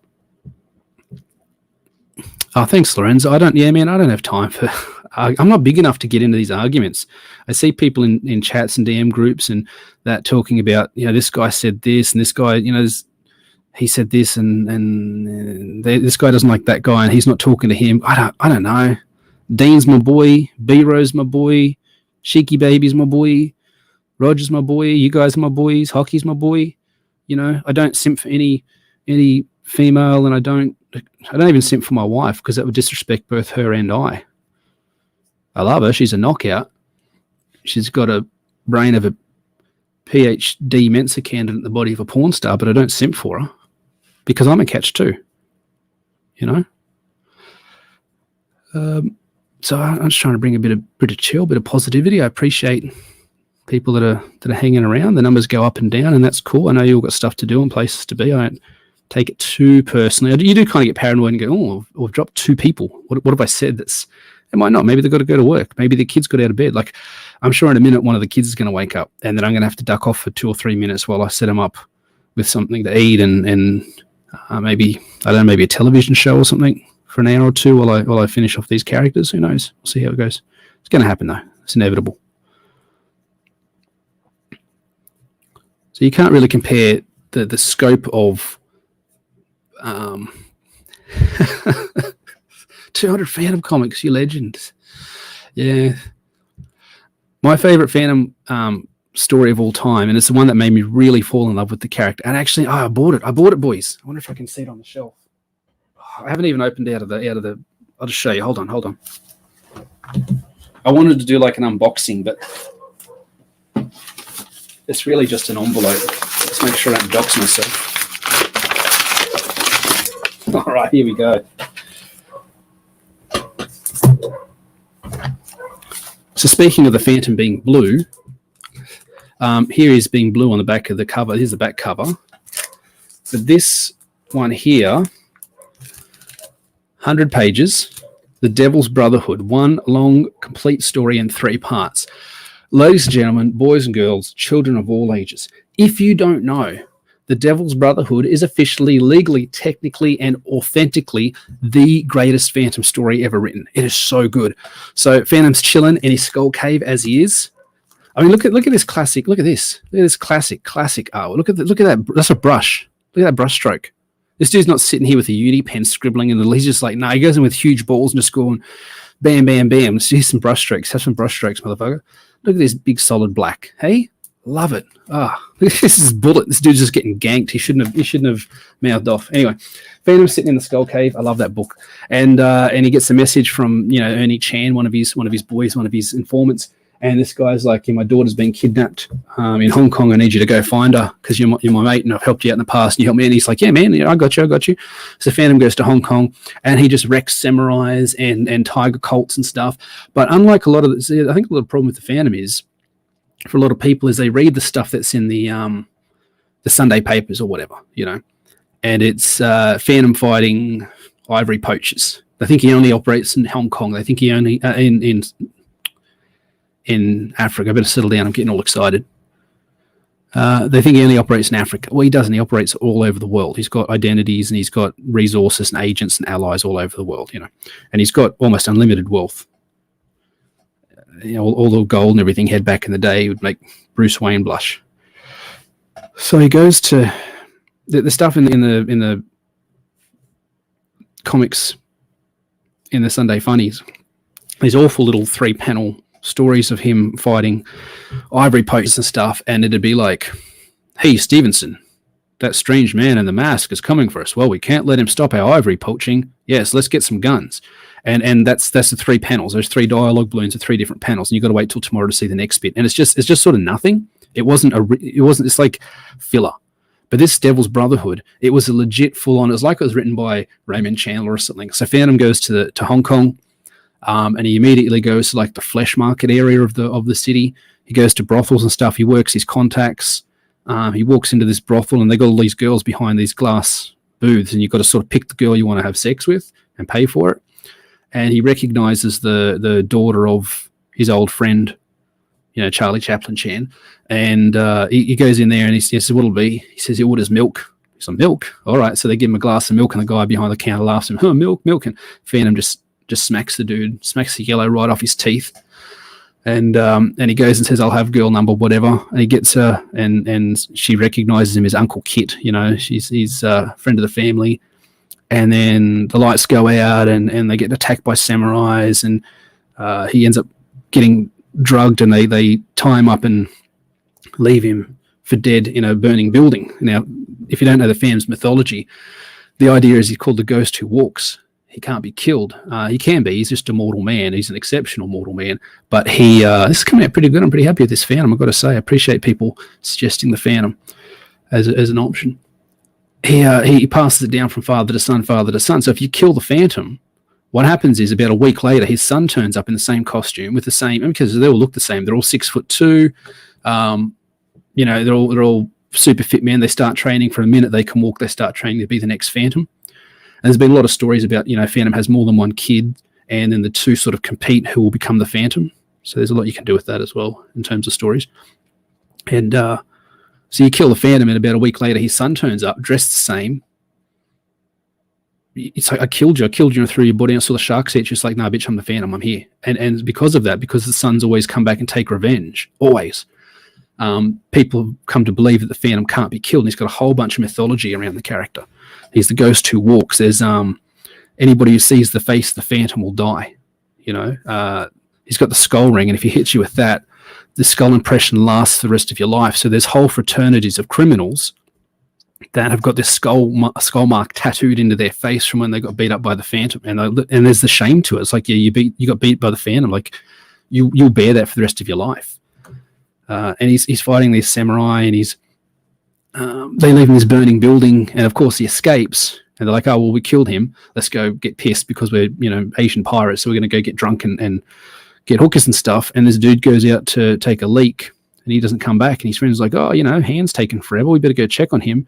And they find him 10 foot in the air, 20 foot in the air, a pitchfork skewered through his back of his clothing. He's been hung up, unconscious. He's got the skull mark on his chin. And one of the dudes is like, oh, it's a skull mark. Oh, shit, my great-great-great-grandfather fought the Phantom, and the story's been passed down in our family, and he had the skull mark, and this guy can't be killed. He's coming for us. So the mythology works. When people realize it's the Phantom they're dealing with, 9 times out of 10, they just give up because they're like, this dude's immortal. And, you know, the Phantom's in his world. He's the Phantom. That's it. There's not Batman and Superman, all these other characters. It's just him. So he's the mythology. He's the scary dude, the scariest dude, the boogeyman. And when he turns up, people just like, no, I'm out. People hear that it's the Phantom and they don't want to get involved. So Phantom's trekking all over Asia trying to find this girl, trying to get her back alive, trying to stop this brotherhood that's in charge of all the drugs and stuff. He fights opium dealers. He fights tiger-headed cultists. He escapes crocodiles. It's just, if they took that, yeah, man, just goes up to this, it's the seediest bar you've ever seen, and he's just like, yeah, I'll have milk. I'll have a glass of milk. And the one dude that laughs at him ends up with dental work. But Phantom just pushes him off his chair. Like, I think he doesn't even hit him or anything. Like, he doesn't. And the other thing about Phantom is he's endlessly honorable. He's not malicious. He kills the enemy if they need to be killed, but he's not a bully at all. Sometimes a lot of the stuff you see heroes doing these days, like I felt like it was justified at the time when Henry Cavill's Superman messed that dude's truck up. But at the same time, I'm like, that's not very Superman of him. I know he's not Superman yet, but Phantom's always right. He's always honorable. He's always good. But finding really good stories of the Phantom, I feel like is a bit trickier because there's so much Sunday morning waffle with the character that just doesn't mean anything. And a lot of the stuff you get from the news agents, I don't feel like matters so much. But they've documented, there's stories and documentation of every Phantom that's lived from the 1600s when the first one took his oath, right down to the modern 21st century Kit Walker. So he's got this whole mythology behind him that is second to none. I think the next best I'd have to say is probably the Shadow in terms of the Shadow's laugh, his alternate identities, where he got his training from. He can cloud the minds of men. Who knows what evil lurks in the heart of men, all of that sort of stuff. The mythology that goes with the Shadow is probably the second best in all of fiction, comicdom, after the Phantom. So, you know, big names like Superman and Batman don't even come into it partially because I feel like Phantom and Shadow did a lot of that stuff first. And because it's more esoteric, it's got more impact for me. I mean, this is just all personal choice. When people say best, somebody said on Twitter the other day, he goes, I'm so sick of people misspelling best as my favorite, which is really what I'm talking about here. I think it's the best in terms of quality, but I also think that because it's my favorite. But it's my favorite because I think it's the best. Superman's still my favorite hero, no matter how badly they've butchered him. I just think the Phantom has a better mythology than Superman. I think Superman's more relevant, has more impact on now than the Phantom does. But if you ask me right now, would you want to read your favorite Superman comic or your favorite Phantom comic, I'd definitely pick this bad boy. 100 pages. Look at that. Wow. It's so good. It's so good. Devil's Brotherhood. Check it out. It took me a decade to find this one because there's so many stories of Phantom. It's hard to know. And they've been reprinted in different languages, different countries, got different colors on his costumes, that sort of thing. I'm pretty happy with that Phantom. That's a good Phantom. That's good. That's good. I think it only cost me about $12. That comic. Thanks. Excuse me. Oh, I've got a drink here. I made myself a Milo. For those who don't know, Milo is, I think it's Australian, only Australian. Got to be made of Milo. It's Carl Barron, an Australian comedian, once described it as chocolate sand, which is pretty accurate. And a lot of people have it cold. They just mix it straight into milk, which I guess is kind of like Ovaltine that the Americans have. But I prefer it. A little bit of hot water, a bit of sugar, and some, and then you put the milk in, and it makes a nice. It's like a hot chocolate, but it's got a different flavor. It's not. It's a bit more bitter. And hot chocolate really just tastes like melted chocolate and milk. Milo's got a fuller flavor. Like a big glass of Milo is more like a meal, really. I guess it's like Australian Guinness, but not alcoholic with the texture of chocolate sand. It's better than it sounds, is what I'm trying to say. All right, Doc Savage, here we go. I was just reading the first trade of Planetary. and there's Doc Brass, which is a Doc Savage analog. It kills me that The Rock's probably going to end up playing Doc Savage. There really is nobody else out there at the moment with a big enough name that's got the physique. I mean, he's the man of bronze. He's got that bronze color, but bronze isn't whatever Rock is. But I'm looking at a picture of The Rock right now. I just can't see anybody else that could do the job. I really don't like Dwayne Johnson. I feel like he abandoned wrestling for Hollywood. And it's not just that. It's the fact that you got dudes like Mankind and Austin and those guys that were doing wrestling matches in like town halls and stuff like that, and working their way up to being in the pro leagues. And The Rock washes out of football and says, "Oh, maybe I'll become a wrestler now." He says, "Hey, Dad, you were a pro wrestler. Can you get me in contact with somebody in pro wrestling? He'll give me a shot." And he calls, I'm pretty sure it's Pat Patterson, like Vince's right-hand man. And he's like, "Yeah, Vince, yeah, Pat, can you just come and check out my kid?" He's like, "Yeah, you're athletic. We'll send you down to Florida, do your time in Florida, come back up." And then they pushed him and he became a star. Now, he legit earned his stardom status once he got in there. But that's like saying, you put him next to someone like Austin, who worked to get where he was from day one. He was just some dude from Texas. And he worked his way up to be the most important wrestler of all time, in my opinion. And then you got The Rock who's like, "Hey, Dad, can you get me an interview with Pat Patterson so I can get into wrestling because I failed at football?" Once Rock got in there, he did something that nobody else has done. He earned his top tier status once he got there, but he had to ask Daddy for help to get in there. Anyway. And then after all that, he leaves wrestling behind to do lukewarm movies. I'll find a good picture of Doc Savage. Not that you need a lot of reference. That hairstyle is so unique. And some of the older Doc Savage ones, he looks more like he's got Brendan Fraser's haircut. This is a classic picture, this one. I might riff off this one. Milo is malted chocolate. Whoops. There you go. Didn't I could do that. Needs to wrench me so I can purge the chat. What's happening in the chat? Phantom animated show from the 90s is good. I don't remember that one. I do remember Defenders of the Earth. Love Defenders of the Earth. And Stan Lee apparently wrote the lyrics to the opening song of that. And that is just a fantastic opening song. I actually think that's probably my favorite opening song of any cartoon ever.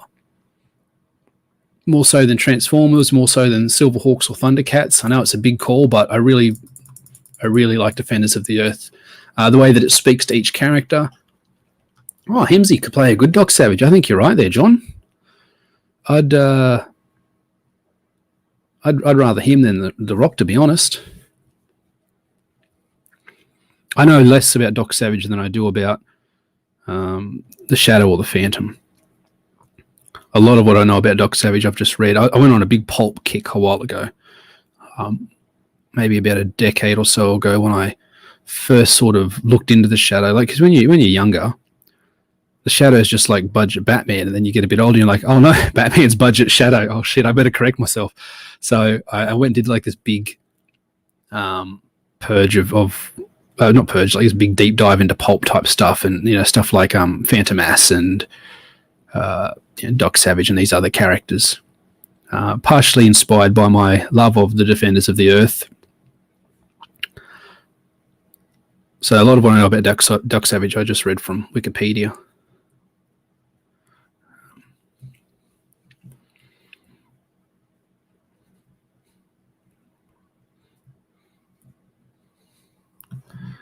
I like to put the color, the outlines and the shapes down pretty quick. A bit of energy. Try to, what do they call it? Gesture drawing. When I was in art school. Not that, not that I did particularly well in art school, but in art school you do gesture drawing, and I don't know what to do about that cameraman. It just keeps going blurry on me. Chris Evans. Who's Chris Evans?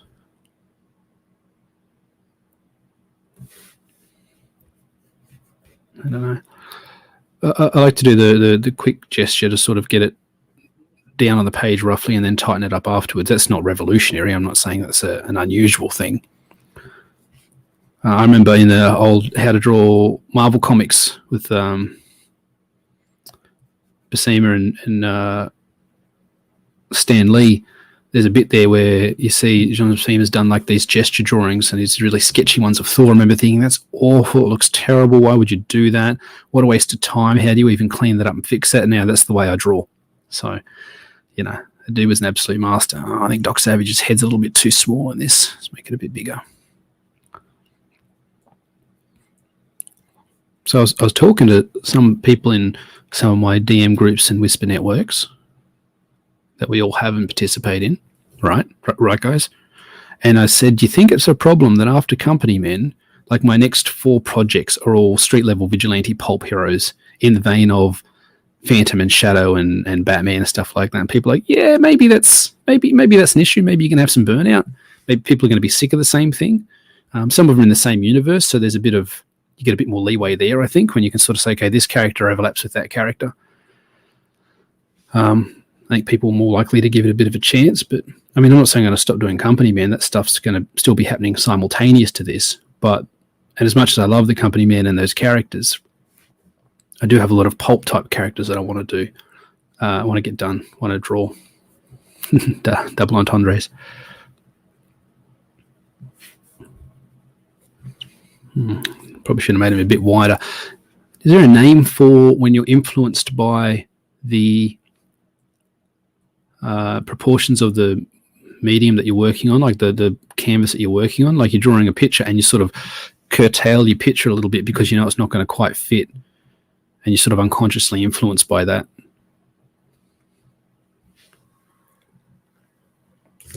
Overpowered superheroes are basically Mary Sues. You know, it does make them tougher to write. It makes them tougher to care about them. I think, and I think the stories, there's probably less stories to be told, and which is probably why I sort of default back to these street level type. And like one of the characters, he's a shadow like vigilante, and he's almost omniscient in his knowledge of what's happening in the world, of what's happening, like evildoers and stuff. Like he's always like, how do you know this stuff? You're always here. You're always ruining my plans.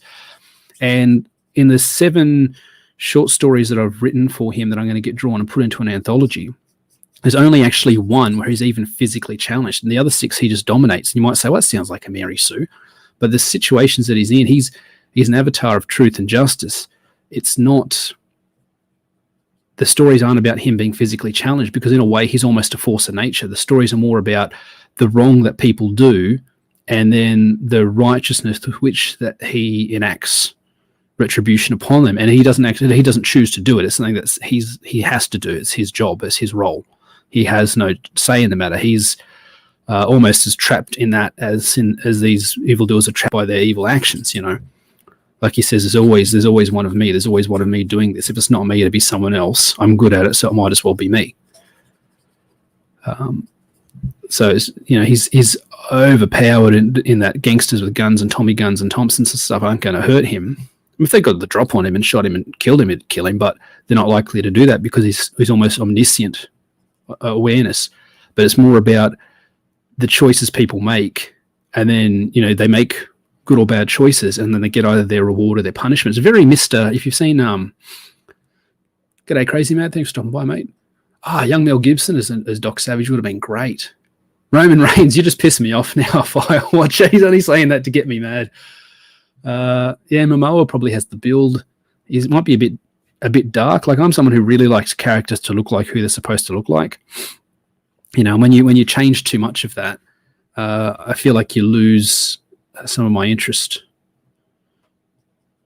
Like, I remember being a kid and thinking Michael Keaton wasn't a good choice for Batman. Now, you know, he's just about my favorite Batman, or probably my favorite Bruce Wayne still too. Although Adam West will always have a special place in my heart. His Bruce Wayne was just baller with his ascot and his navy sailing jacket. Like, he was always on point. That dude was always on point. So I don't know. What do you guys think? Do you guys think that? I don't like Roman. I don't like Roman because he's so forced. Vince just pushed him through. He was just the big dude in the Shield. I haven't seen a lot of the new stuff. My brother says that he's really come good as the chief, as the pay homage to me sort of thing guy, and he's got the golden glove, and he's all like he's better. But I don't like Vince's forced champions. I don't like that people that wrestlers that the people organically, realistically want to see get shafted for Vince's picks, because we've seen it happen over and over and over again. Well, that's my brother's saying he's good now that he's a heel. And my brother and I were saying this years ago when he's feuding with Brock Lesnar and stuff, and like I'm the big dog and this is my yard, and like this guy sucks. I hate him so much. And my brother's like, how much would you hate him if he's a heel? I'm like, he'd be a great heel, because then I'd have every reason to hate him. He'd be earning his pay by making me hate him. And now it looks like it's happened, but I don't really watch wrestling anymore. I don't really have time. Like when they say, say when you got kids. Jake, that's real, man. If you got me a Batman Forever poster, I'd put it up and you'd see it. I'd put it up behind me and you'd see that poster for real. I couldn't say no to that.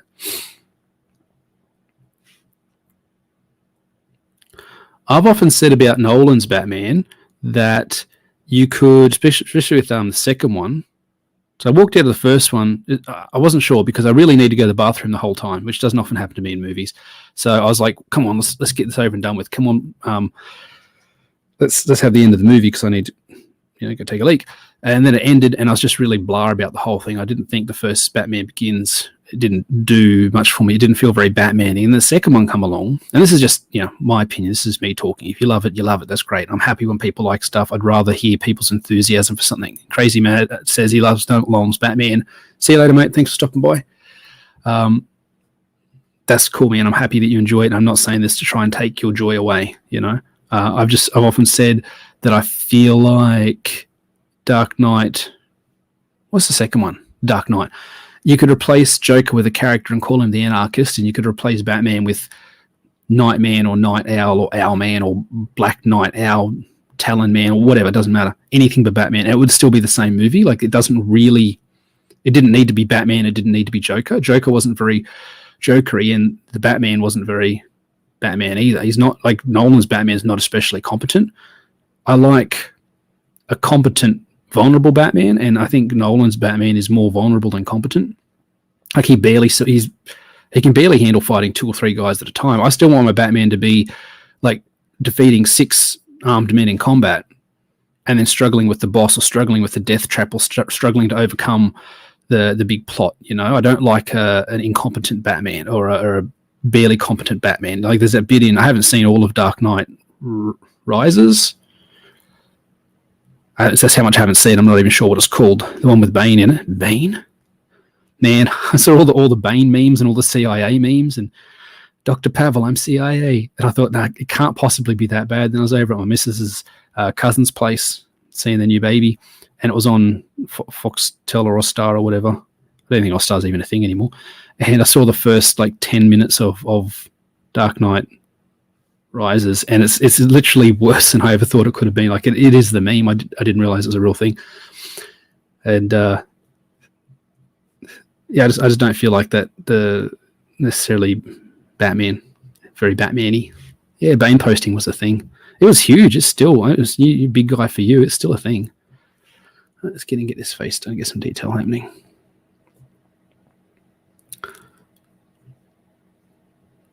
So I'm really enjoying this 3D sculpting, learning. I already know how to do a lot of that stuff. It's learning the interface for a particular program. And I was looking at Blender, and Blender has navigating it's a lot easier, and using rotating your workspace and all that sort of stuff's a lot easier. G'day, Dojo Kun. Thanks for stopping by. But I ended up going with ZBrush after all that because it just seems to be a more powerful engine. It's got more tools. I actually went with the ZBrush Core, which is like a stripped down version of it. It's funny, I went with ZBrush because it's got more options than I got the stripped down version of it. But the navigation and everything is a lot easier than regular ZBrush. Like regular ZBrush, because you use ZBrush for if you're making Incredibles 3. You use ZBrush or 3D Studio Max or something for that. I don't want to do that. I just want to make stuff that I can print at 28mm scale on my printer in 4K resolution. I don't need a lot of that extra stuff. So rather than paying $700 or $800 for ZBrush, I'm paying $9 a month for ZBrush Core, and it does everything I want it to do. And it's a lot easier to navigate because ZBrush's got this awful, it's not intuitive. You know, it's got elements from older programs that were made before quality of life changes were common. You know, like these days it's all about things being intuitive. You should be able to pick up a program and just go with it. The amount of simplifications and resources and tutorials there are for like Photoshop and stuff like that, and people doing stripped down versions of Photoshop. If you're not manipulating photo images, you don't need Photoshop. You get Clip Studio or GIMP or one of these other programs, Art Pro, Rage, or whatever it is. You know, like Photoshop's got a lot of stuff you don't need. And I think more and more it's about being intuitive. And ZBrush wasn't intuitive, but ZBrush Pro Core is very intuitive, and it's you just move it where you want it to move it. You just click and drag. That's how it should be.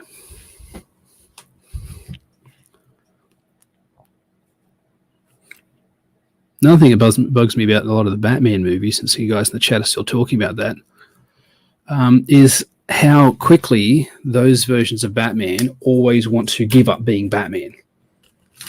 You know, like the whole point of Nolan's one was to get him to a point where he's giving up being Batman.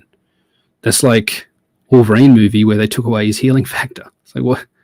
And made him vulnerable. I don't want to watch vulnerable Wolverine getting stabbed by ninjas and you know, struggling. I want to see Wolverine tanking 300 ninjas and fighting his way to the big boss. That's what I want to see. I want competent heroes. This is a big gripe I have.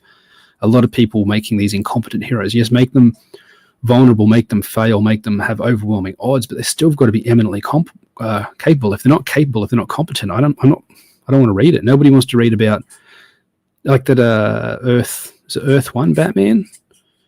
When they did Earth 1 Superman, Earth 1 Batman, and like his the first time I read it, I thought it was disrespectful of the character. Like his firing line screws up and he face plants, his mask comes off and he's just useless. Alfred has to turn up and save his life. I'm like, this is terrible.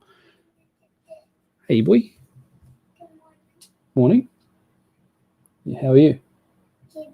You have good dreams? Yeah. No. Would you like to watch a show for a little bit? Well, yes, you'll have to go in the lounge room. You can't watch a show in here. Yeah, I'll be right back. I'm just going to set the boy up.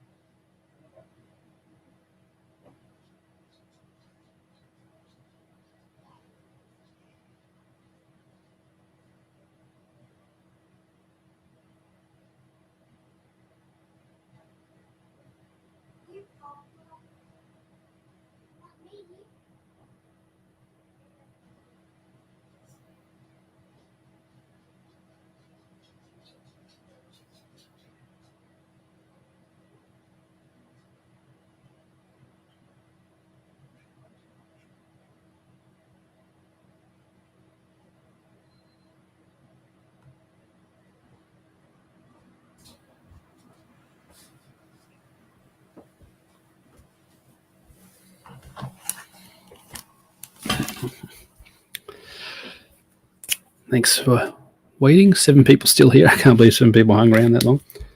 Yeah, Adam West Batman, Adam West Bruce Wayne in particular, he was a cool motherfucker. Like you hear about stories about him, like Adam West in real life, getting so much action, like just groupies and stuff. I don't think any of the Batmans since then have had that many groupies, because he was a cultural phenomenon. It was back in the '60s when people were, flipping out about the Beatles and throwing the panties on the stage. Him and Burt Ward were just absolute pussy hounds. They were just constantly getting their smash on. Which is pretty funny to me because Batman's such a straight arrow, but Bruce Wayne's always got that reputation, I got a bit in one of my prose stories, one of my vigilantes, and I really like this character. I like all of them, but the character I was talking about, that's an avatar of justice. One of his main enemies is the cult of Kali. So, Kali, that goddess of death. So he's very often fighting her agents that are trying to bring her back and kick off the end of the world. But he also fights, people smugglers and drug dealers and communists and Al Capone type mobsters. He's set in the 20s and 30s, so it's all that sort of stuff. And so he's always fighting this cult of Kali. And then I end up making a character who is the hero of the cult of Kali. He's their champion. And I actually really like both the characters, so I can't have them meet because they're going to end up killing each other. But I like both the characters too much to let that happen. And what was I going to say?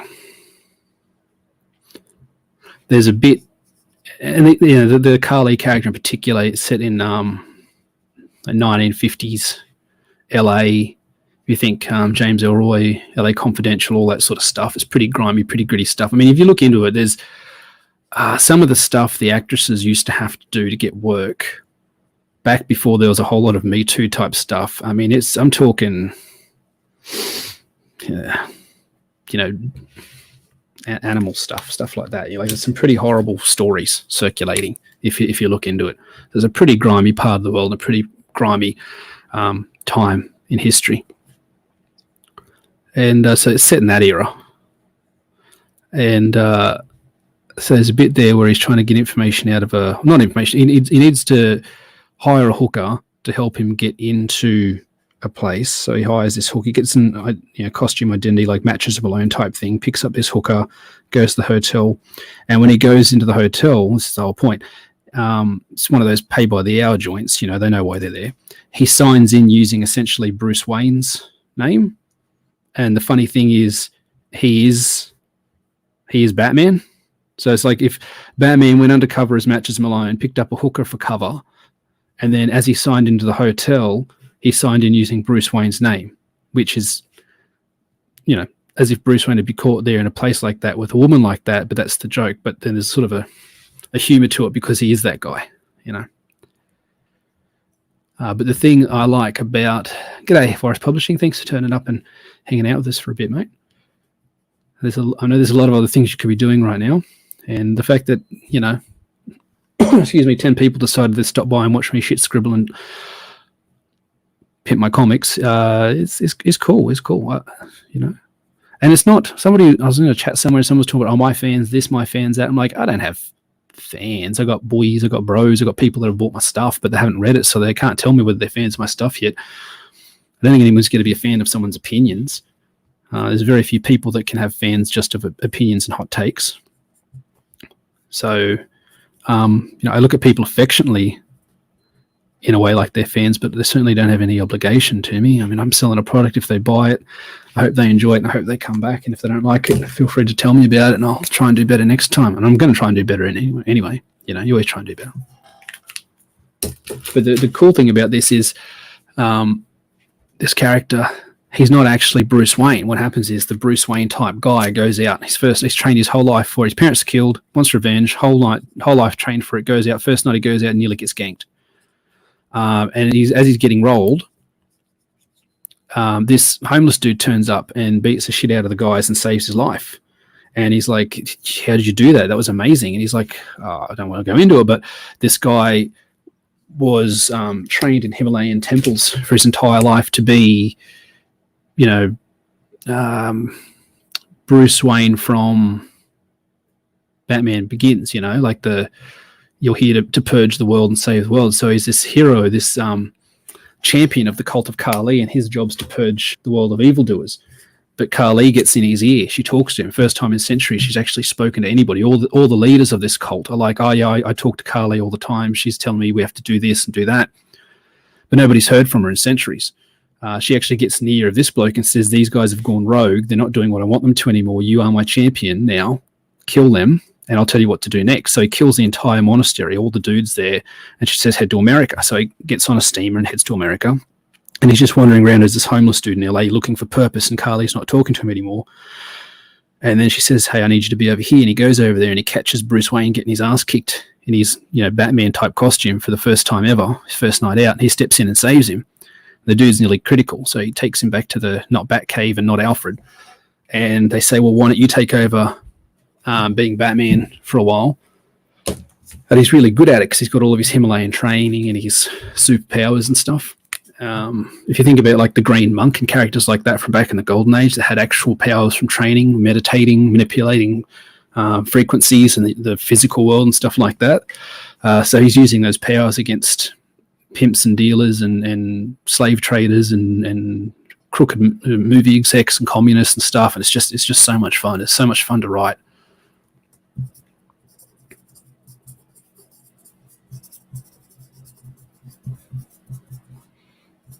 Thanks for backing the company, man. It's Doc Savage, the man, the myth, the legend. I don't reckon they will have the balls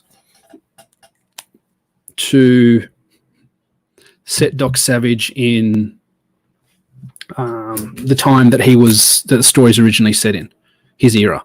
They're going to do it modern. They'll update it. And he'll have like a Felicity type hacksaw mainframe type person, and he'll be dealing with patriarchy and all that. Like they don't have the balls to just play it straight. There's no way.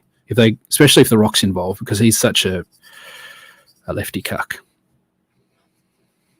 Not that you can't be leftist without being a cuck, but some people who are leftist also, by virtue of being leftist, happen to be cucks. There's Doc Savage. Do we have any other suggestions, ladies and gents? I think I'm going to be halfway through this deck of cards now. Thanks, Jake. And Adam West, he did have the look of more of a look of a runner or an athlete or a tumbler or a gymnast or something. Like modern gymnasts today are jacked. Like those dudes are shredded. They've got massive shoulders and they're super fit. But back in the day when things were a bit more realistic, I think like Adam West didn't even have like a particularly big, strong chest or anything. Like he actually had a little bit of a tummy because I don't think he did a lot of weights. I think it was more Adam West Batman. All right, Adam West Batman, then the Mad Monk. Because Adam West Batman. When I play any of the Arkham games, if they got the Adam West costume, I use that one or the Danny O'Neill one. That's the only two options for me. Holy shit! 27. Notifications on Twitter. It's a lot for me. So maybe people woke up and see all my Khaleesi posting from last night.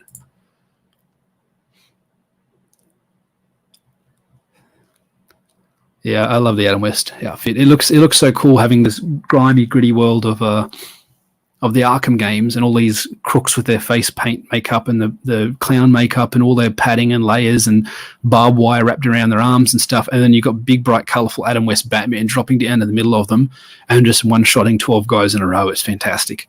That's a singular experience, ladies and gentlemen. I'd love to see a really big, jacked dude, like really fit, put on a well-made, modern Adam West Batman costume and just see how that looks. I think that would look really cool. I think you could sell that.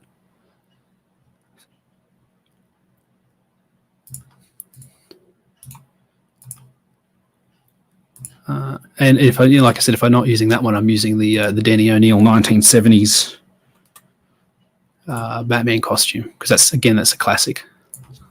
Challenges of the Unknown. I don't know because that just tends to be dudes in jumpsuits, doesn't it? There's not a lot. I don't know if there's a lot there for me to work with. I'll have a quick look in a minute though and see if maybe I can't find some way because it's also got to be like even the Mad Monk. It's a dude in a robe. I'll find that a challenge. That's why I'm going to do it, because I think robes are tricky to do. In fact, in my favorite ever Silver Age Batman story, All My Enemies Against Me, which I'm currently trying to find a copy of that doesn't cost $40 or $50 shipping just to get it to me. Fantastic story. Joker organizes all of Batman's enemies in one, not all of them, but like 30 or 40 of them in the one place, and says, right, we're sick of this shit. We're all going to get together and we're all going to take down Batman. And they agree to it. He manages to talk them into it. Talia Al Ghul is there, and she's like, I love Batman. I'll never turn on him. And she says, I'm out of here and I'm going to go warn him. And Joker says, quickly, Two-Face, you're between her and the door. Stop her. He flips his coin. It comes up good side, so he doesn't do anything.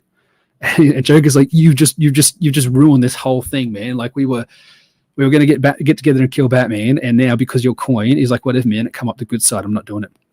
At the same time, Catwoman was up in the rafters, sneaking around as she does, and she's like, kill Batman, kill the man I love? No way. So she also goes to the Batcave, and they both turn up to warn Batman that the Joker had this big plan, and both of them think they're there from the Joker, so they attack each other, and Batman gets between them, and they're both hanging off his arm all night, saying we belong together. And Batman's like, I ain't got time to simp for you ladies. I ain't got time for no bitches. I got the city to save. It's so good. It's so good. And so there's Batman like fighting all of his enemies, like 30 of these big name enemies, one after the other. But Joker's plan is to have all the enemies get together and kill Batman.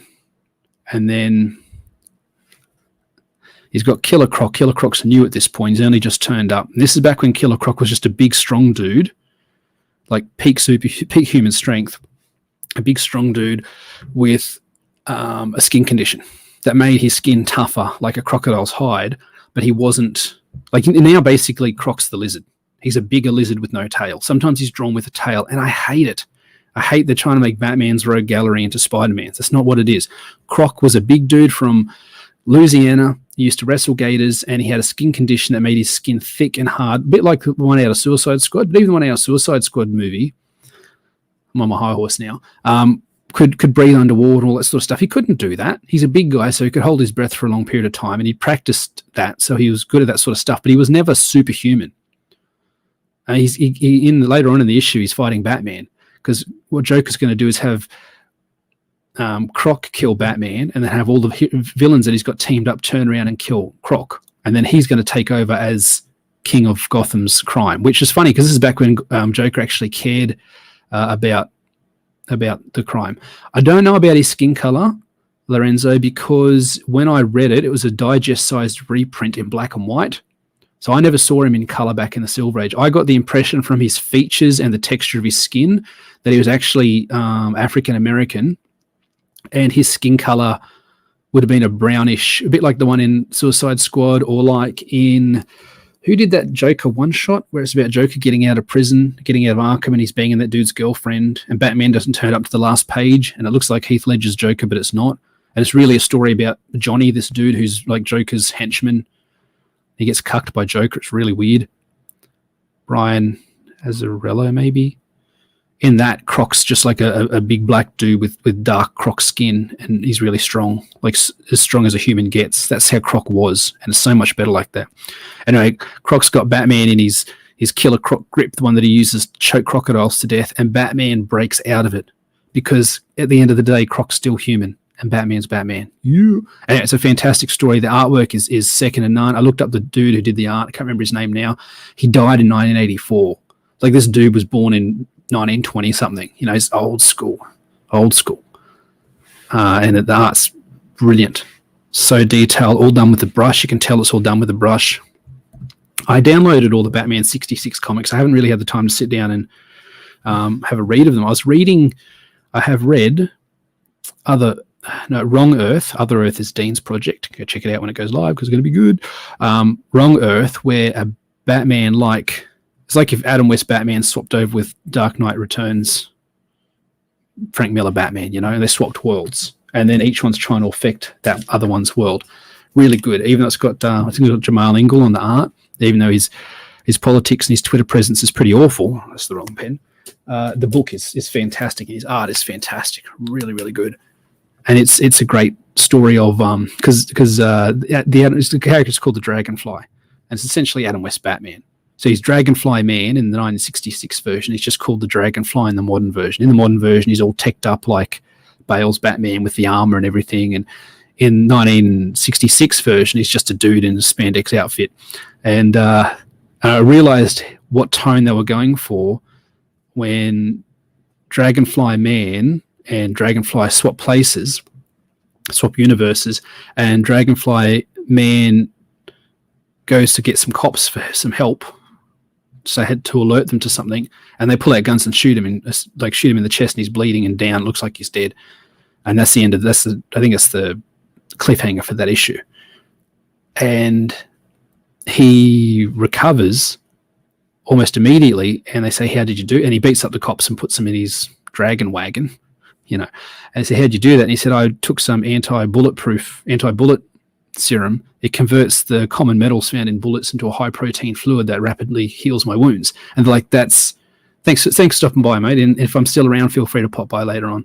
And they're like, "That's ridiculous. That's the dumbest thing I've ever heard." And he's like, "Whatever, I'm here." And that one of them actually swears at him, and he stops the Dragonfly wagon and says, "Hey, Mister, no potty mouth," sort of thing. Like he plays it straight, But by being in this awful, if you imagine the Dark Knight Returns world with all these old villains and all this, awful world, and then you've got this guy who's eminently capable. He's upbeat, he's sunshine, he's got his tech works, he always wins because he's the 1966 Batman. He always wins. These guys are like, "Oh, we're killers and we're rapists and we're awful," and he's reforming them and fixing their world, and it's really cool. But then the Dragonfly, he goes in the 1966 world and he starts off just murking all these old Cesar Romero type villains. But it starts to wear on him, and he realizes this is actually not a bad place. Like, these guys are doing crimes because, Penguin, he'll do a crime. His crime is stealing a rare bird. Okay, that one died. Their motivations are really quite iffy. Mad Hatter will be like, "Oh, I stole this brand new hat." Then maybe don't.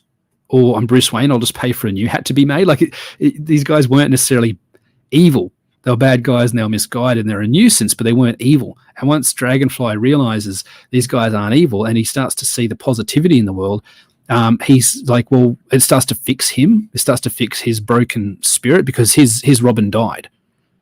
Anyway, it's a great series. It's called Wrong Earth. If you haven't seen it, go check it out. You can pick it up for like $4 on Comixology. The second season's nearly finished. It's a comic, but they're calling it a season. You know how they do that now. It's just so... want to be Netflix trendy. Excuse me. And it's a lot of fun. It's, if you like 1966 Batman and sort of it's not even tongue in cheek. It's like saying this is what it was and this is why it works and this is why it would work. And reading the first issue of it where Dragonfly Man and, I don't know, Sparky, whatever his name is, the Robin character is, escape from a death trap. And I'm like thinking to myself, is there scope for wholesome Adam? If you took some of the camp out of it and just had good wholesome heroes that did the right thing, would that still sell? Is there scope for that sort of thing? And all my characters tend to be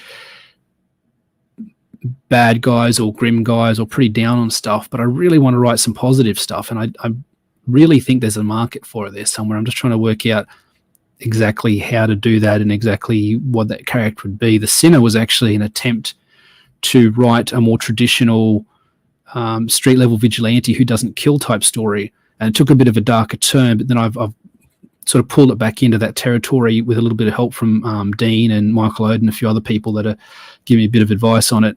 Not that I think it was wrong, but it moved away from where I wanted it to be, so I've moved it back towards it's not upbeat, positive, happy, la-di-da, but he's a good guy. Even though he's called the Sinner and he fights against a gang called the Saints, he's clearly the good guy out of the two. He's using this devil imagery against them and showing their hypocrisy. They call themselves the Saints, but they're the bad guys. They're doing the wrong thing. And what's it going to take to stop a saint? Well, it's going to take a sinner. And that's what he's doing. And like initially, his big concern is stopping the gang. But like anything, like once Batman takes down Carmen Falcone, what happens next? Well, then you got to fight Joker and you got to fight these other dudes that turn up. So, the story grows after that. After he's the gang's not as much of a concern. I mean, do you ever really fully get rid of a gang? I don't know. Those guys just move into a different gang, move into a different organization. And Adam West's chin game was on point. That is a hell of a chin. I think I'm nearly ready to move into black marker now.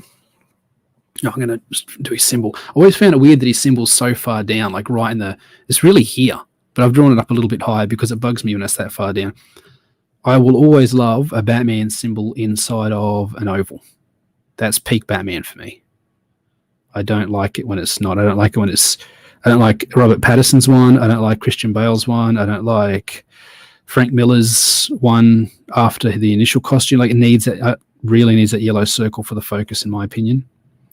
And anytime they remove it, I think the costume's worse off for it. Let's chuck down some greys and then go in with a black marker. I wish these uni pens were, what do you call it, like water fast, alcohol fast. I think these Faber-Castell Pitt Artist pens, they smell kind of alcoholic. They must have some sort of solvent or something to distribute the ink and keep it, fluid, and that makes the pen smudge, which is an effect that you can use to your advantage if you're really talented, which I'm not, so I'm just trying to minimize that. I'm as good as I am, and I'm as good as I'm not. Like, I know how good I am, I know how good I'm not. I'm better than some. I'd say better than most, but not as good as some. That's pretty honest. Someone was talking about someone's art style the other day. Normally it's Rob Liefeld when I say this, but it was somebody else. Somebody must have liked it on my Twitter feed. So many people like something from like 6 months ago. It's like, who's going back and reading my tweets from 6 months ago? They're not that interesting. And I said, if I could draw as good as this guy, whoever it was, I'd be on my 10th book instead of my first. If I could draw my own stuff, reliably, man, I would have been making comics for years. This isn't just something I've just come across recently. This isn't something I've just decided, oh yeah, I'll make a comic because why not? I think some people who are making comics have got, like, they want to do it because they want to make comics. As comics particularly, for me, it's about telling a story. I could have made a 2D side-scrolling video game. I could have animated. No, I don't think I could animate something because I don't have the art skill for that. But like, there's other options. I write a lot of prose. It doesn't have to be a comic necessarily. I love comics and I grew up on them. That's my first choice. But I'm not doing this because I want to say I've published a comic to dunk on anyone else or for the whatever clout that brings you or for the boasting. I'm making comics. I've got stories to tell. So this isn't, I'm not a one and done creator. Like some people have one story to tell, one character, one IP, and that's it. And all their focus on that, which is smart from a marketing point of view. But I'm not gonna stop there. I've got a lot more that I want to do and I want to talk about and I want to get made.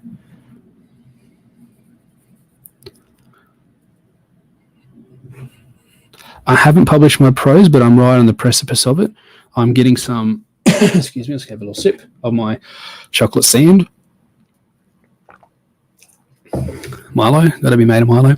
I'm getting some cover art made for my first book, which is the first in a series of, I've got about 10 planned out.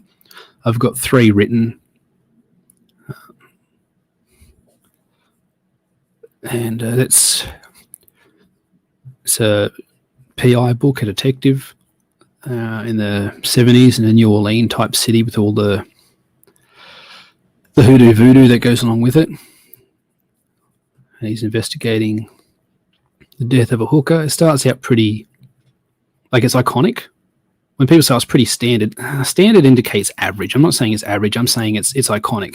The PI investigating a dead girl, that's iconic.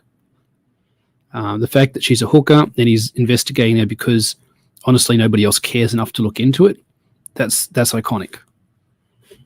It doesn't hurt that eventually he finds someone that wants to pay him to do it. That certainly motivates him a bit more, So that's about 300,000 words. That'll be out later this year. In the course of this story, this private investigator comes across a crooked cop, a dirty cop, who causes him as much problems as not. And this dirty cop, I actually ended up really liking the character, so I wrote a 100,000 word story of a day in the life of him getting around, wheeling and dealing. If you've seen it's called Bad Lieutenant, I think it's got Harvey Keitel maybe. might be mixing two stories together. Something like that. It's like a day in the life of this guy's scamming. He's out scamming around. He's stealing this, taking this, banging hookers, taking drugs, and then a big problem lands in his lap. And it becomes critical to him that he solves it. So now he's got to use all of his resources and all of his, noir type stuff. Very noir, very gritty, very dark. Not depressingly dark, but cynical, life's cheap sort of dark. Racial elements, because that's what would have been prevalent at the time. Not because I particularly have a racial axe to grind, but the PI, he is, I suppose the language is biracial. He's, part African-American, part Afro-American, Caribbean, that part of the world, as a lot of people in New Orleans tends to be. So that comes into it. There's a bit there where he's pulling up in front of this guy's mansion with the gate, and the dudes have all got South African accents. And he says, they keep referring to him with this one word, and I'm sure it means dark-skinned gentleman, but you know what the word is. The South Africans use to describe someone of a particular swarthy complexion. I don't say it because I'm not saying it's good or it's bad or whatever. I'm just saying this is, if you had a black dude turn up in his car and say, hey, let me in, and the guards are all ex-South African military and stuff, they're probably going to be using a particular word between themselves to describe this guy. They're going to refer to him by that. Does he worry about it? No, because he's grown up with it. He doesn't worry. If he worried about that, he'd never get out of bed in the morning. It does begin with a K. You know exactly what I'm talking about, Lorenzo. And there's times in the story where the N-word's used quite frequently. He uses it. Other people use it against him. He uses it against other people of his own complexion and darker than him and lighter than him. But it's used casually. It's used like the way that Superfly uses, used the way Black Dynamite uses it. Are they going to come for me for it? Maybe. I don't care. There's nothing on my Facebook that's going to get me into trouble. The only thing on my Facebook is all the Sabaton concerts I've been to. Like, I'm good. They're not going to come for me. If they try, they're just going to make me famous. So this dirty cop gets his own story. And in the course of the story, the PI, his name is Moses, his friend comes back not from Nam, he comes back from Vietnam, but not the war. The war's been over for a couple of years. It's set in the 70s. And this guy's been over there as a mercenary for the last, 5 years or so. So he comes back into town just as the PI's just got this big case on him. Like, the murdered hooker turns out to be so much more, so much bigger. And he's like, man, this is beyond me, and nobody believes what it's about. Nobody believes it's as big as it is. And his friend Lewis, big 6.5 foot tall of Nam Negro, says, just tell me, bro. Just tell me what it is, and I'll believe you. And he tells him, he goes, okay, let's fix it. And he goes, why do you believe me? He goes, I saw shit over there you wouldn't even believe. He goes, this doesn't even faze me. Let's just fix it, and then we'll go party, all right? So then I end up writing a story for Lewis. He's got his own story. When he comes back to America, we see him turn up to meet Moses at the airport, but we find out later on he actually took a detour into Kentucky and found the men that killed his sister and got revenge on him. It's a very classic action-based revenge story. It's first blood with an African-American lead who's after revenge for his sister, as opposed to stop treating me bad, and so it's him fighting this little podunk hillbilly town of coal miners, trying to work out who killed his sister, trying to get revenge for her, knowing in a way that, yes, she brought it on herself because of her lifestyle and choices. Like, she wasn't safe with what she did.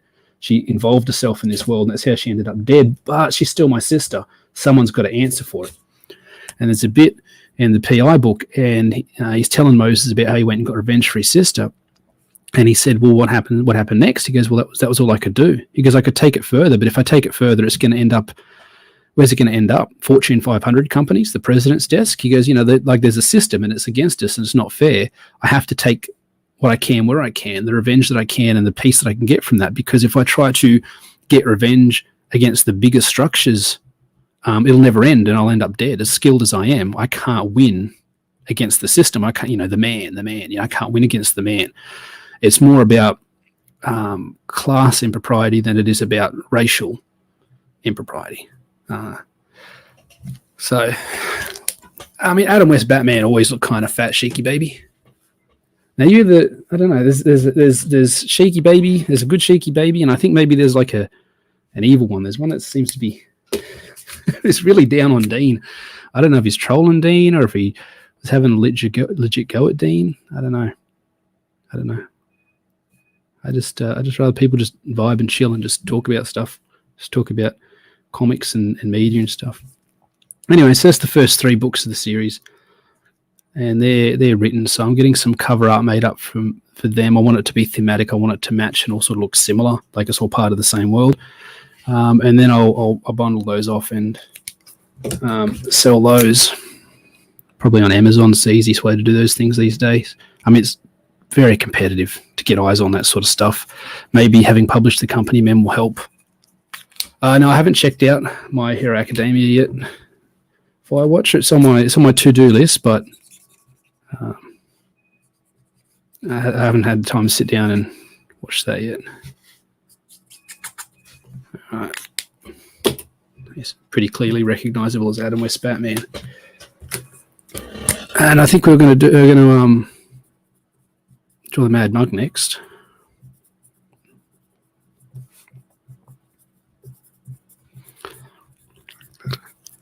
And that I had to look and see who I'd drawn to write on here. My phone keeps going off, but I know it's just my brother saying, "Come on and play ESO." I don't want to play ESO. I don't play video games. Just leave me alone. I've become so misanthropic in my old age. Just leave me alone. I just want to draw comics and shit talk online.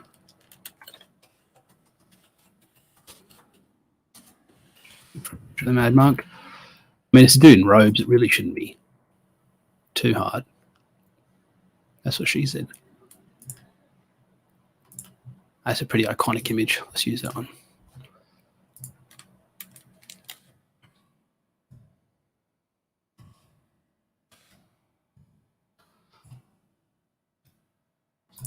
All right.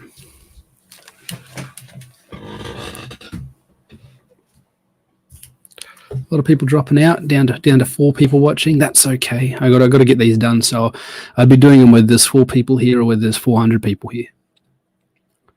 I understand people have got other stuff to do, and how long can you listen to me talk before you want to do something else?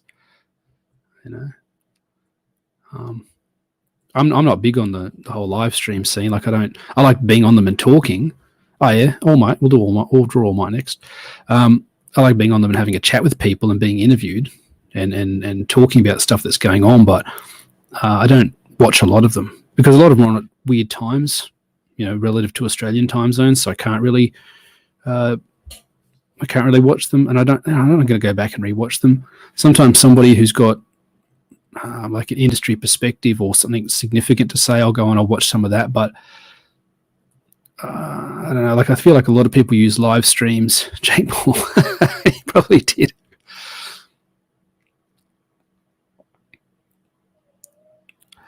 Yeah, well, I've heard that K word that you talk about, Lorenzo's the variation of it. I've heard it used by people of the Islamic faith. I heard it used by the South Africans first, probably just because of the power of one and Morgan Freeman. Like I would have seen that when I was 12 or 15 or something, and I didn't even know Muslims were a thing until, like the closest thing I knew about Muslims was Praise Allah in Aladdin cartoon.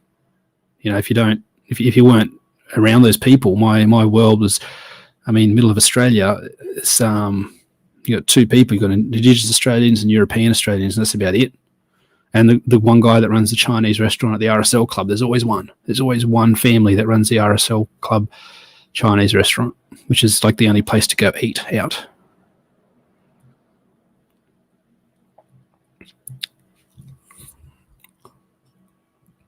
I think this one's going to probably just be Jake's drawing too. That's cool, man. That's cool. I wonder how. I suppose if you just had 2 people sharing their screens, you'd be able to do like a dual draw stream. You don't have to it doesn't have to just be one or the other. Surely you could have, on a live stream on StreamYards, you could have multiple faces talking, multiple talking heads. So there's no reason you wouldn't be able to have multiple people drawing. I don't know how well you'd be able to see that though. I always thought like a draw jam would be kind of cool, a bunch of people drawing together.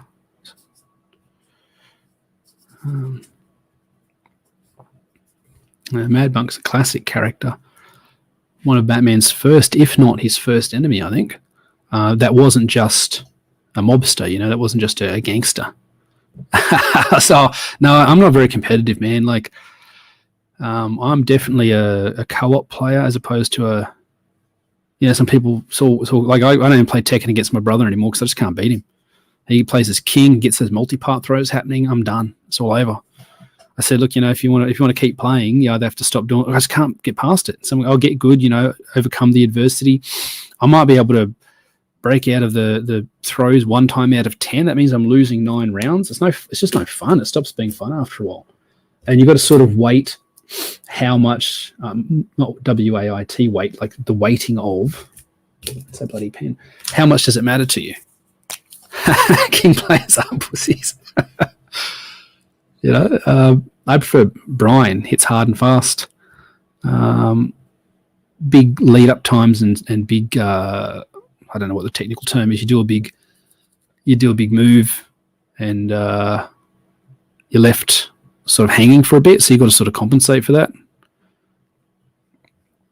I used to play as Jin because he had that great counter-attack, but then they changed all of his moves in Tekken 4, and he just was awful. Switching stance and stuff, I don't like it.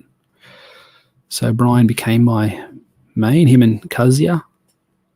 I like Kazuya. He's got good, fast, just shotgun moves out of nowhere. I mean, you got to do the input, the little forward down diagonal input, but once you do, he just explodes out of the corner. And he's, he's a classic character. He was who I played most on Tekken 1 back in the day. And 2, was he in Tekken 2? It's been a while. He wasn't in 3. That's where I started playing as Jin, and then I unlocked Brian. I'm like, tough old guy with grey hair. Yes, please. That's definitely the sort of character I prefer to play. I prefer older characters. If your character's a teenager, it's like, you have to have another hook, something else to really get me interested. It gets tough because the older you get, the characters all stay the same. Like, I'm now older than Batman. That's not good. He's so much more accomplished. He's got his shit together. I'm making comic books on my wife's money. Winning.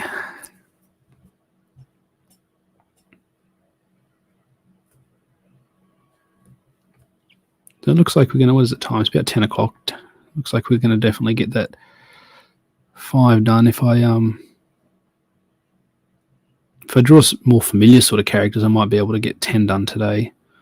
I'm not sure what time Dean's planning on streaming. Comics Mate is returning today. He finally got his computer fixed. No judge, just it's done. It's done now. Okay, so we're going to stream again. It's been a while.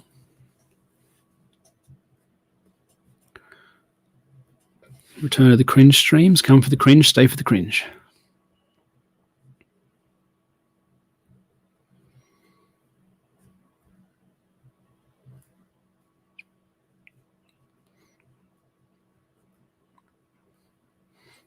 I think the difference is a lot of people that do these outrage type streams, they act like they're legitimately outraged.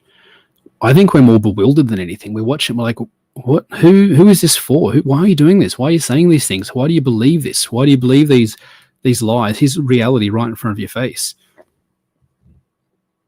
I think that's maybe the difference between our cringe streams and other people. Other people's is sort of like either there to dunk on people and say, haha, you're idiots for believing that, or to say, I'm so outraged that people would believe this thing that's so politically opposed to my own stances. I mean, you could probably tell what I don't like, but I don't think you can tell what I do like necessarily, because again, I've talked about this before, it shouldn't matter. Who I vote for shouldn't really matter. I'm getting a bit more vocal about it online just because of some of the stuff that's going on in Australia. Like, you have to sort of speak up and say, look, this particular thing is not all right. You guys can't be doing this. And if you continue, like, you've lost my vote. I won't vote for a party that does X, Y, and Z. And that's, if voting matters, if it works at all, that's up for debate these days. That's about the only thing that a politician would be scared of is losing those votes. Say, look, I can't vote for you if you're going to do this stuff. That's wrong. It's evil. I'm trying not to have too much of it on my timeline because I got like 2,000 followers on Twitter. They certainly didn't follow me with my political hot takes. Yes, the Sugar Mama thing is an accomplishment. I'm pretty happy with it. I know it's definitely living the dream for some people. There is an element of I would love to have done it on my own, like off my own back, but that's the thing about being in a partnership. Like while she was taking care of the kids, I was the sole breadwinner. I worked some pretty awful conditions and pretty awful jobs to make ends meet while she was raising the kids at home. And now that phase is done. We've swapped roles, and she's the breadwinner. So you do kind of feel a bit hinky about it maybe sometimes, but I shouldn't really because I've done my time, and the situations might reverse again. I can't say for sure that we're done having kids. We're getting on in age, but it'd be nice if we could pop out 1 or 2 more. I wouldn't mind. We've got 2. I wouldn't mind 2 more. And if that happens, then she'll have to be at home, and I'll have to go back to work again. So the thing is, she just earns so much more money than I do. So that's the great thing about her working is we can afford for me to make these comics. If it goes back to me being the sole breadwinner, that sort of stuff will probably have to go on hold for a while. I think the Mad Monk had hypnosis powers. I feel like he was almost like an evil shadow, or the dudes that Shadow used to fight, cultists and Himalayan Tibetan monks, evil monks and stuff. I feel like it was riffing off all of that. Which is cool. That stuff's penultimately Golden Age.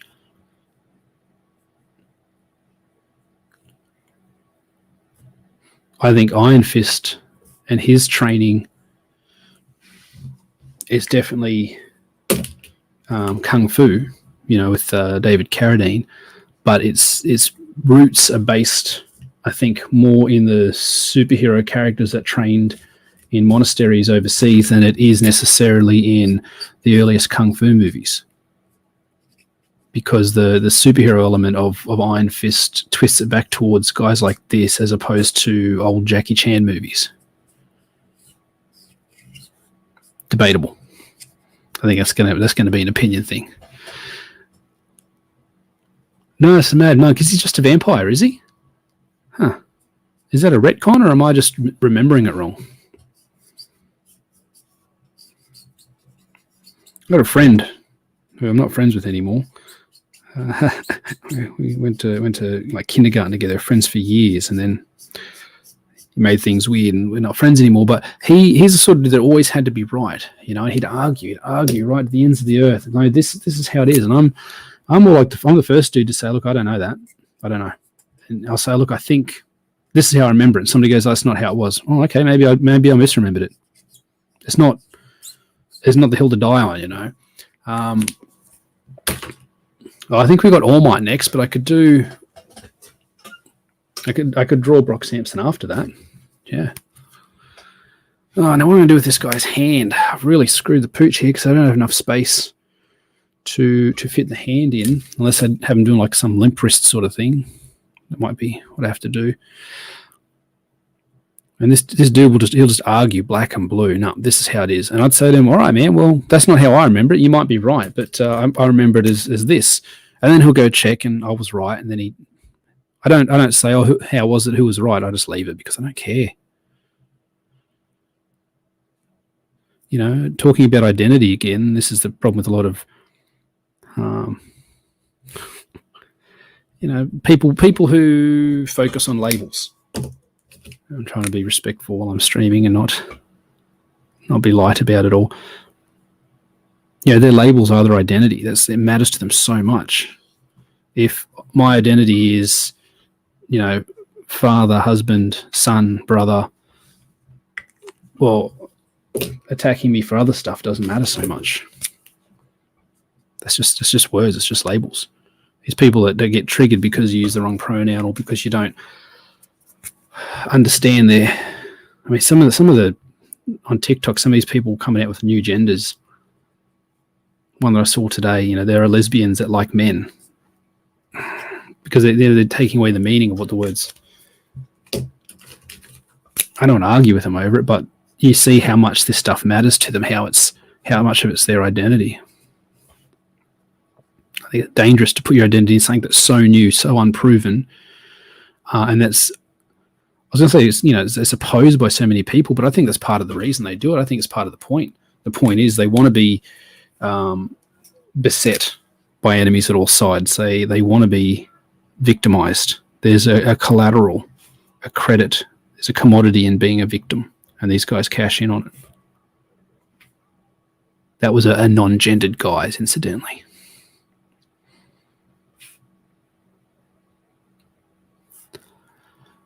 Amazing how putting an outline around it brings the whole picture together.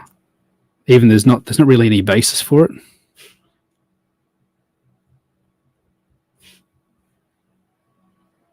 I'd like to get a white ink pen, a fine one that I could go back in and do some light details over top again. Do some hatching and bring some of these light areas back up and heighten them. All right, I think it's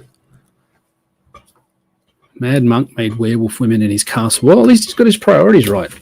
He knows what he's doing. His currency, it is currency. Firewatcher, it definitely is. Thanks for backing.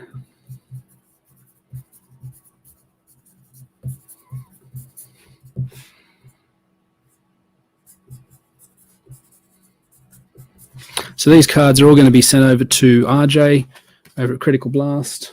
Hey, beautiful girl, what's going on? I want a show. You want a show? Yeah. All right, go sit down and I'll bring you a show. Okay, good girl.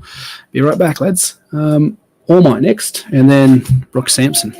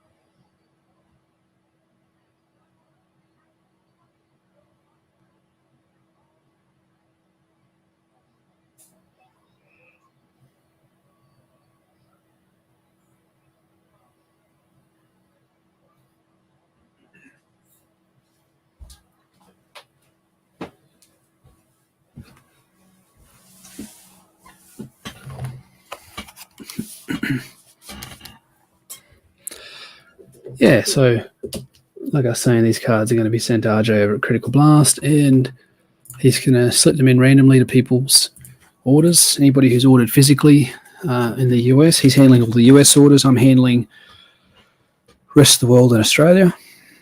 All right. Australian postage being free. I'm giving all my fellow countrymen free postage this time around.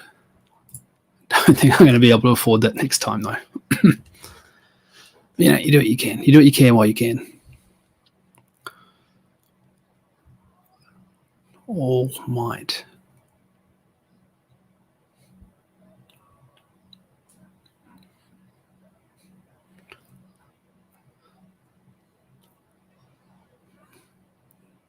I'm really sure. His costume just doesn't really seem to be.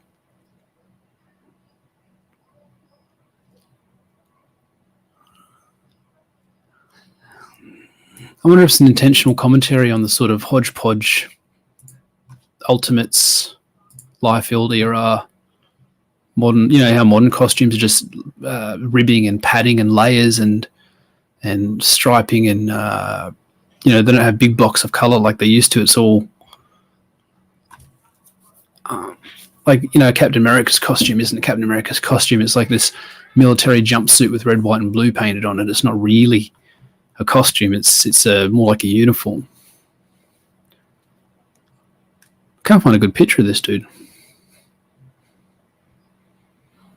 He's just sort of standing there all the time.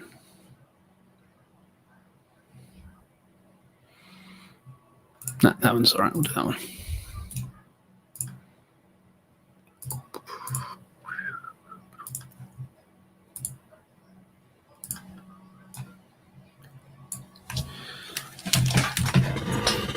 It was really organised to have all these characters lined up ahead of time, but I like when the audience has a chance to suggest a character as well.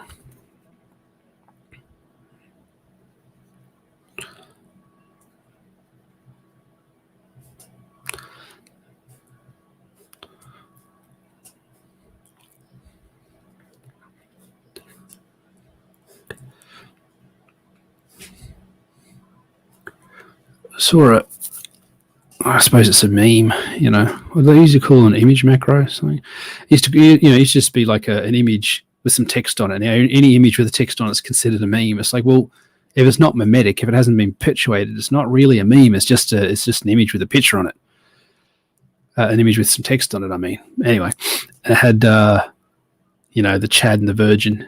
And the Virgin dude's like, I want to start reading Batman. What do I start? I want to start with Batman 1 from 2016 or Batman 1 from 1940 something or Batman 1 from 1980 something. Like there's all these Batman 1s. And then the Chad dude's like, I want to start reading manga. Where do I start? And they're like, volume 1. And there's something for that. The fact there's a purity to the vision and the storytelling of manga, and that probably the creators and the artists work on it for the majority of their lives, or the life of the project at least. You don't have you don't have the executives interfering and saying, oh, we need to make John Kent gay. It's not there for the politics, it's there for what best suits the story. And I'm sure that the creators' own druthers come into it now and then. It can't not. I wrote The Company Men, when the Middle East war in Afghanistan and Iraq and stuff, that was all in full swing. And you're seeing these statistics every day, so many soldiers killed. You can't help but feel sore about that stuff. You can't help but have that reflected in some way in the story that's being written, in the abandon that the characters have for the well-being of the people that they're fighting. I was like, why you're happy to kill us, we're happy to kill you. There's no problem there. And you just listened to the Mum 2 review. How'd you like that, Quaff? That was I really enjoy it. I was saying this before, like I'm not the Comics Mate show is not about like dunking on the non-binary peoples or whatever, the alphabet people. It's more just like, can you guys believe how out of control this is? Crazy. This is just madness. Look at this. It's so weird. It's so odd. It's like a train wreck or a car wreck, looking rubbernecking. It's not so much there to make fun of these people as it is to make, I suppose, fun of their ideas, which is somewhat kinder. And so the mum reviews, I'm not doing the reviews to say I'm outraged they're making comics this bad. I'm saying I am laughing that they're making comics this bad, and I'm pointing out why they're bad. Because when her stands come and say, oh, but Emilia Clarke is an untouchable goddess and you're just an awful incel chud, yeah, like a zoo exhibit, exactly. I'm sort of saying, okay, well, here's why, if you're going to look at traditional storytelling techniques, traditional storytelling ideas, here's why mum is an absolute abominable piece of garbage. And I break that down bit by bit. And I haven't seen the sales numbers for it. It'll be interesting to see how well it sells this month as opposed to last month. Last month, it was one of the top 5 selling comics, American market of superhero style comics. It's an image comic, it's mainstream. It's one of the top 5 mainstream selling comics. I think it's the 4th best mainstream selling comic of July. Be very interested to see how it does. G'day, Sam. Thanks for stopping by, mate. I'll be interested to see how well it does in August. I think there's probably going to be a bunch of people that bought issue 1 to pose with it. And yeah, I'm surprised it sold so well too, mate. I didn't think she had that much star power. I did find that I don't understand the Tim Lim controversy. Lorenzo, as far as I'm concerned, he's a dude making a quality comic that sells well. He's a blueprint. He's stuck to it. He's done a good job. He brings his costs right down.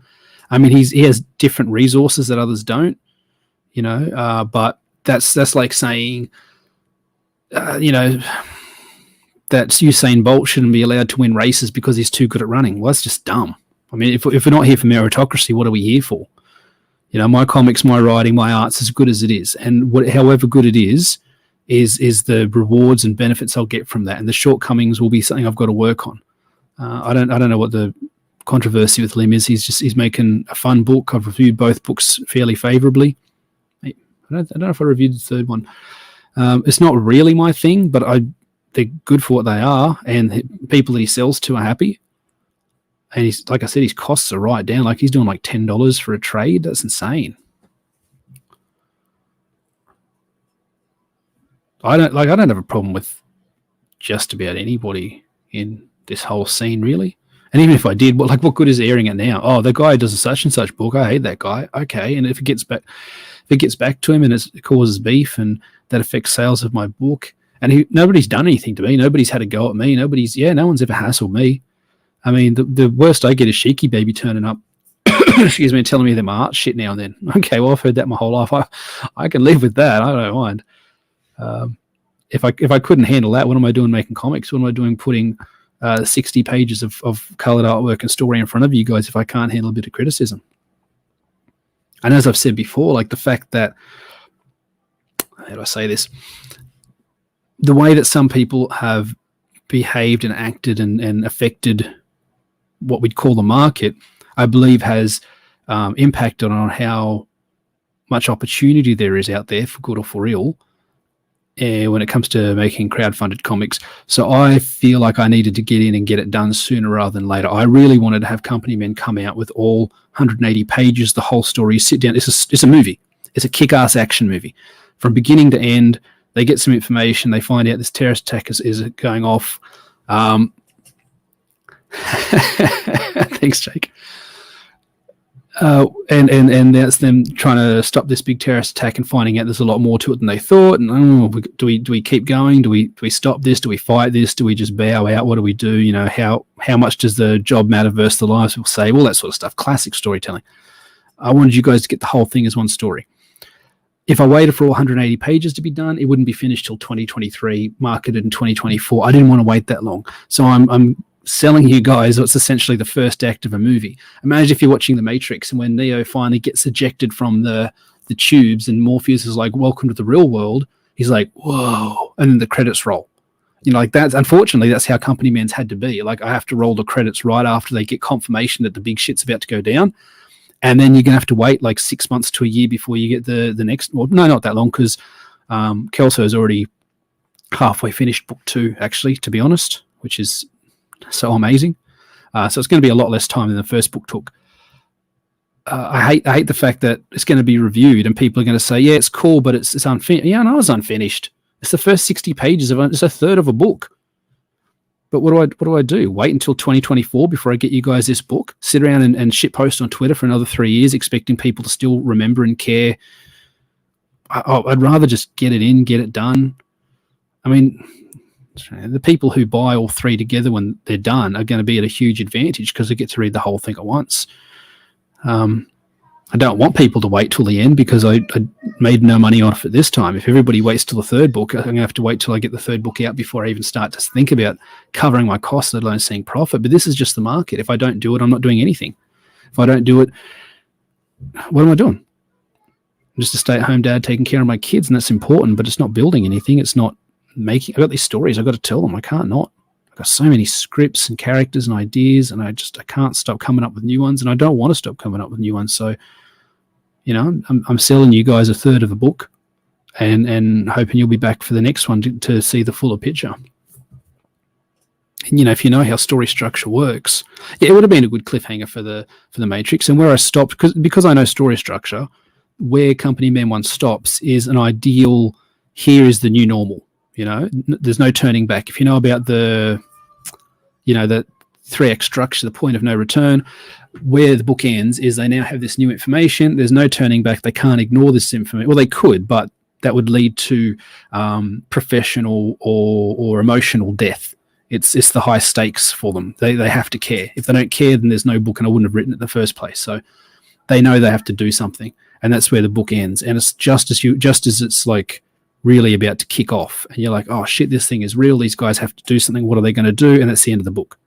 And I hate that I have to end it there, but that's just the market that we have right now. And I honestly believe people are going to review it, and they're not going to see that. They're just going to say, oh, well, it's cool, but, like I said, it's not the whole story. Yeah, like I literally told you guys, it's not the whole story. I couldn't do the whole story. So that bugs me. That bugs me because I am a storyteller, and I want you guys to get the full picture, but that's where we are right now. It'd be great when the whole thing's together and people can get collected editions, or even do like a reprint of all 3 with a new cover, big hardcover one. That'd be great. And as I've said before, this is just issue 1 of book 1, like issue 1 of story 1. This is, if it's Batman Begins, it's Bruce Wayne walking across the tundra as the League of Assassins temple burns down. Like that's the end of book 1. There's 4 characters, 4 stories to be told for the main Company Man storyline. That's where it would end if you're looking at it in terms of like the Nolan films or something. I don't know if Abbot can die. Who you call him, big strong guy with a mohawk. He heals from anything that does hurt him, and it takes a lot to hurt him. Being the perpetual man, it's almost literally anything that doesn't kill him makes him stronger. He just comes back from it. And I don't mean in like an evolutionary, adaptive, doomsday kind of way. I guess it's more like a Saiyan sort of way. If it doesn't kill him, he heals up, and he comes back, he's stronger than he was. Nothing's managed to kill him so far. Like I said, he started off with Captain American power levels, and now he's Colossus or Ben Grimm. And as the stories progress, he's only going to get stronger. And the stories are written, so when people say, "Oh, no character is safe," well, there are some, because I've written all 12 issues, so I know which of the ones in book 1 make it all the way to book 12. But you guys don't necessarily. So for you, you could be thinking nobody's really safe. Anybody could cop it. And the team in story 2, not issue 2, story 2, is a very different team to the one that you see in the first story. The team that's in Dead, White, and Blue is not the full team in Hearts of Darkness.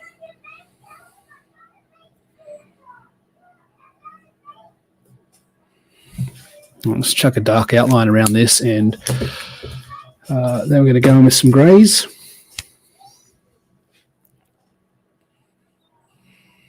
And then who did Brock Sampson after this, I think? All these big, strong guys. I've always liked big, strong guys as characters. It's there's a competency, an immediate competency to being strong.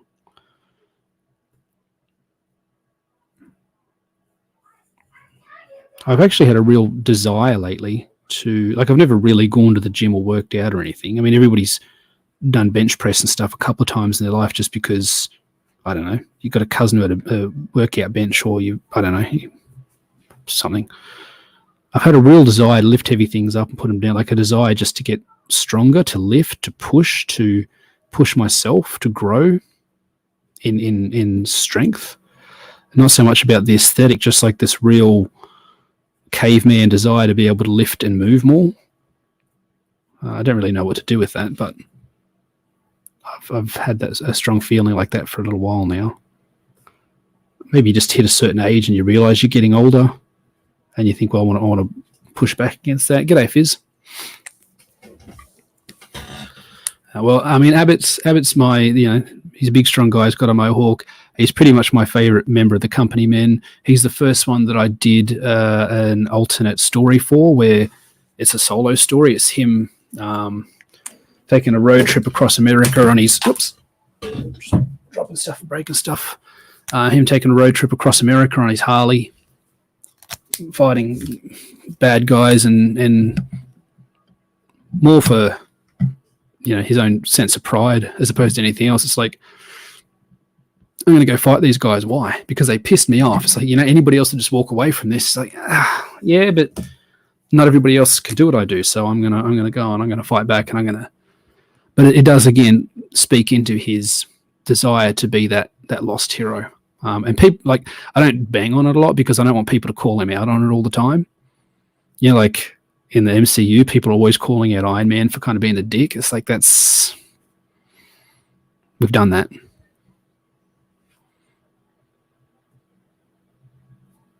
So it's a much more subtle thing. When he does something and he's acting all brash and cocky about it, you're like, yeah, you're acting brash and cocky about it, but I know what your motivation really is. I know you really want to be that big hero. And that colors how you see the things that he does. I don't think you need to beat people over the head with it. I've got these writing advice videos on YouTube.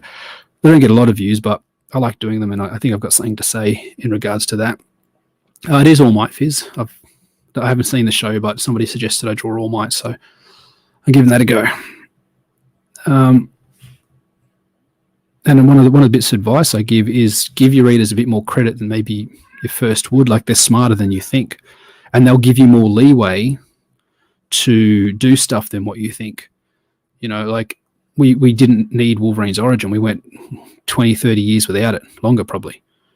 We didn't need it. And we were able to give people a lot of leeway before. Thanks, Sam. I enjoy doing them. I really enjoy. I didn't think I had anything to say. I've said this before. Everyone's saying, build a platform. Like, on what? I'm not a good enough artist to build a platform on that. Like, some dudes can just turn up and just draw, and people turn up to watch him draw. Kind of ironic considering what we're all doing right now. But this isn't the main purpose of my channel. This isn't the thing that I started out doing. Honestly, I'm not good enough to sit here and watch for long periods of time over and over again. You guys might do it a couple of times and I appreciate it, but I'm not going to be able to build a channel off it. I'm just not that good. I know how good I am and how good I'm not. There's no point lying about it. So I thought, what can I do? And having been to art school and all that wankery, all that postmodernism, all that postmodern self-reflection, that irreverence, that avant-garde, that I could look at comics. I could start doing reviews on comics. Everyone's saying no one's holding CG accountable. Said, okay, well, I can be honest about that because I do have skin in the game because I definitely knew I wanted to make comics. Like, I started doing reviews because I knew I was going to be making my own comics, and it had a double purpose of people go, well, Chemo's reviews are pretty good. He understands how stories work, so I trust that he will be able to tell a good story in his own book. And then teamed up with a good artist like I have, that makes for a pretty powerful product. That's just done pretty well. We're at like 240 backers. It says less on the campaign page because of the way that I've structured the rewards. I had to change one after a certain time period. It doesn't matter. Like, no one's missing out. It doesn't really matter. It's just a misstep by me. So I had to rejig some stuff around to work. And because of that, some of the backers aren't shown, but they're still there. Their orders are still, and I can see them. They're still getting their orders. I've still got their money. It's all copacetic. It's just you can't see it on the main page. So it looks like it's like 205, but it's closer to 240. By the way, unlike Comics Made, I believe disgust is a useful emotion for storytelling. Like, it can be.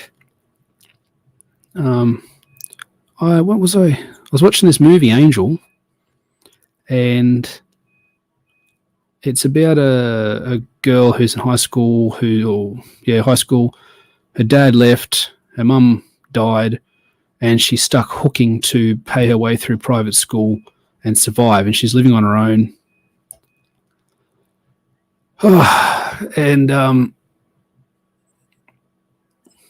Sorry, my phone just keeps going off. It's my brother wanting to call and just bring me down with all of his. I'm not even going to say conspiracy theory shit, because I believe all the stuff that he's saying. I know that he's right. I just don't want to hear it. I don't want to talk about it. It makes me miserable. And he keeps saying, "What are you going to do? What are you going to do?" And any suggestion I have, he goes, "Well, that's stupid." I'm like, "Well, I don't have any answers, man. This is all I can do. I've got to take care of my family first and foremost. That's my priority. Anything beyond that is above my pay grade, My brother and I used to get on really well, and then he had a change in his perspective about life, the world, the universe. And we don't talk as much as we used to, and we don't get along as well as we used to, which makes me really sad. His name is All Might. His power is called All for One. It's an interesting use of the English language by somebody who's not a native speaker. Laugh and grow fat. That's a great, the older I get, man, the more I like that. I remember there's that dude that used to draw X Factor, and your boy tried to hook him up with some work, and he said, "Man, I don't want to be working on your book." He said, "I just want to be smoking weed, growing old, and getting fat." And I'm like, that dude knows. All the stuff that's happening, there's that Chinese proverb, "May you live in interesting times." I think it is something to that effect. I get that. I feel that now. I don't want interesting. I just want to raise my kids. I want to have some grandkids. I want to mac on my missus. I want to smoke some weed. I want to have a drink. I want to eat some good food. I want to hang out with my boys and make my comics. And I just don't want anything. I don't want anything beyond that. I'm not looking to change the world. I'm not looking to create a $1 billion empire. I just want to make my comics and hang out with the people I care about and just stay happy, But it looks like the world's not going to let that happen. So there's All Might. Pretty happy. I think it's pretty clear that's who it is, even without the correct colours. I haven't been doing any spot colours on these ones, but that's okay. Just going to chuck some eyes on him there because he's got no bloody eyes. And while I do feel a bit of impetus to get a bit healthier and get a bit more in shape, at least 219 packers. Thanks, Firewatcher. I do understand the appeal of just, I've got a little bit of a belly. I'm the one who does the cooking, and the way I tend to cook, we're both putting a little bit of weight, but I mean, not so much that the parts don't match up, if you know what I mean. Like, you can still do the things you want to do. So I'm good. I'm good. I don't need all that other stuff. So talking about being disgusted, I was watching this movie Angel, and the dude in it's a serial killer and he's killing these hookers. It's clearly because he's got a mum hang up. It's very psycho, very Alfred Hitchcock psycho. And there's a scene where he gets an egg and he cracks the egg open. I tweeted about this the other day.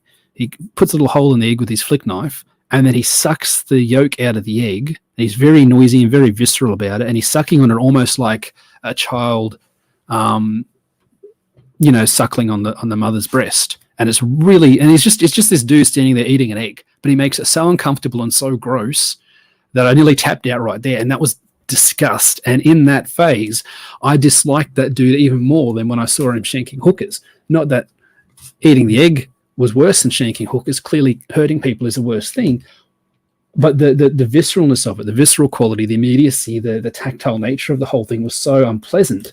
I was like physically cringing, going, "Oh, that is so gross."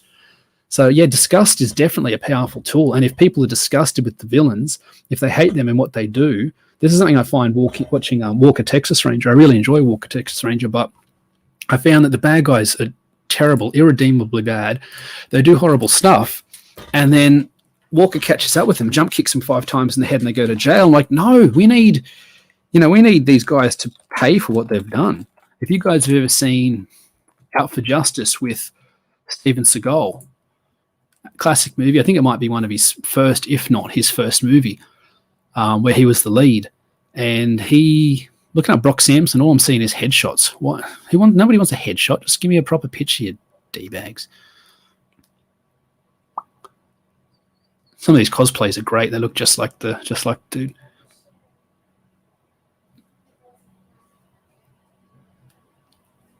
And in Out for Justice, when Steven Seagal finally catches up with the guy at the end, he spends. All right, go on. I'll be out in a sec. He spends like 15 minutes just dismantling this guy with every implement in the kitchen. He hits him with corkscrews and pans, and he busts his face open, he busts his head open, he busts his hands. Gets to the point where you stop watching. It's so hard to watch this guy, even though he's done awful things, he's killed people. It's really hard to watch this guy go through even more pain and damage. So there's a disgust element there, because the whole way through you're like, yeah, kill this dude, he deserves it, he deserves to be hurt. And then when you finally see him getting hurt, you're like, I feel bad now for wanting this. So yeah, disgust is definitely a powerful tool if used correctly. I mean, anything is. Outrage, shock, it's all good, it's all viable.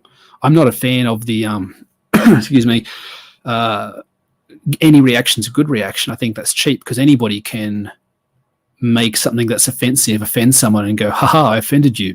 And I mean, that's not an achievement. How easy is it to offend people these days? But if you can make me disgusted, if you can make me repulsed and have that sort of impact on me, I think that's a lot more powerful than just that's a cool picture. Than just that base reaction.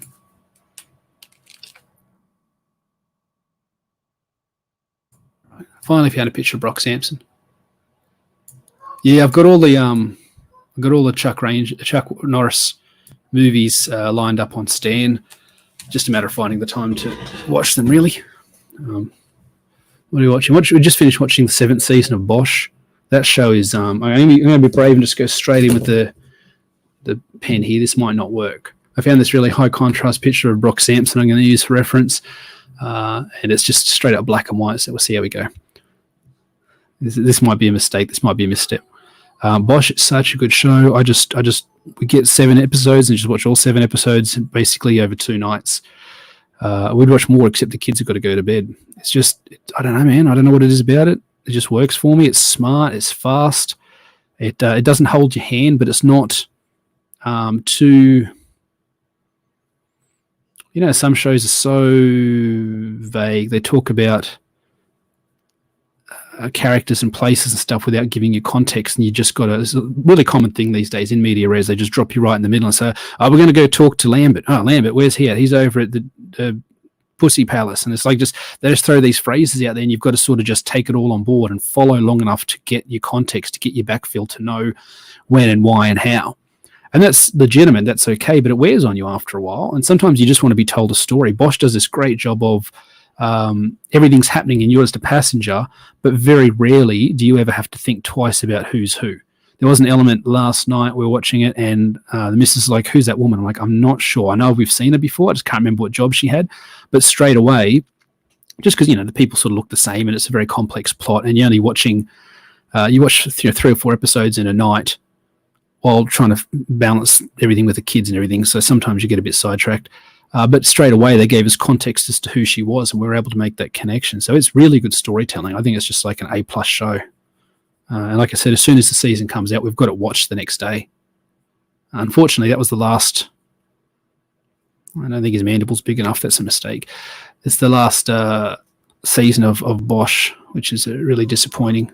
But I heard they're going to do more movies and stuff with the character, and more, one-off Amazon movie type things with the same cast and everything. They're just not going to be doing a regular series. So, we'll see. I'm also really excited about the Jack Reacher TV show they got coming out, because the dude they got playing Jack Reacher is an absolute beast. 6'5", ex-linebacker.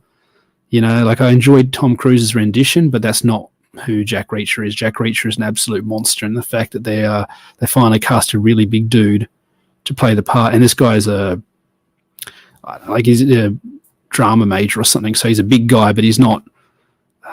Who's that MMA dude that was in the Scorpion King movies? The Rock didn't want to do any more Scorpion King, so this guy did them. Randy something? He's a big dude, and he's jacked, and he's he doesn't look like he can act much at all. Like, he looks like he's just this lump that was put in there because he's fit and he's jacked. And he doesn't really have that star power in my mind, so much so that I don't even remember his name. A lot of big guys in shows tend to be like that, I think. So the fact this guy's a drama, an actor, as well as being a really big dude. I mean, how many roles are there for dudes that are 6'5"?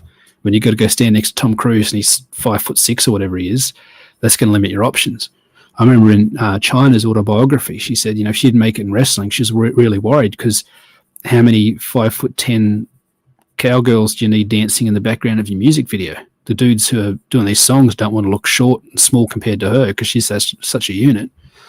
She said, if I didn't make it in wrestling, what else was I going to do with my life?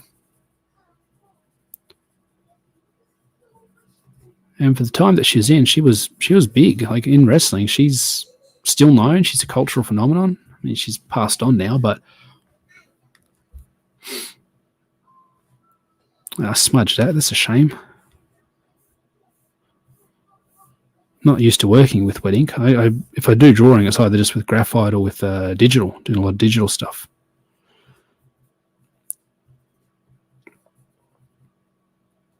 Yeah, and then she did the porn thing, which was I'm not good. Just simply not good.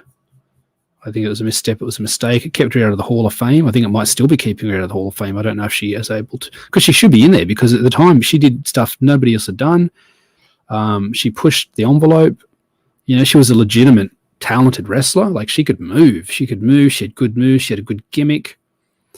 In a time when, and I'm not like rah fight the patriarchy, but you hear Ahmed Johnson was like, I ain't letting no bitch hit me. He wasn't having a part of it. So there's people that weren't going to work with her. There's she says, and it's her word. So then Jericho said that she was a narcissistic liar. So, take it as it will, but I wouldn't be surprised if a big dude like Ahmed Johnson, there's people that would say to her, according to her, if you hit me, I'm not going to sell it. So don't hit me. You can Irish whip me, you can throw me and flip me, but if you punch me, I'm no selling that. So don't even bother. You're going to look like an idiot because I'm just going to stand there and tank it. So, there's stuff probably knowing that the sort of industry that wrestling is, and especially back then, back in the day, back in the 90s, when it was more big alpha dude as opposed to, I'm sure half the cast of Raw sitting at home playing Fortnite these days instead of going out and smashing groupies. Whether that's an improvement or not, it's not for me to say.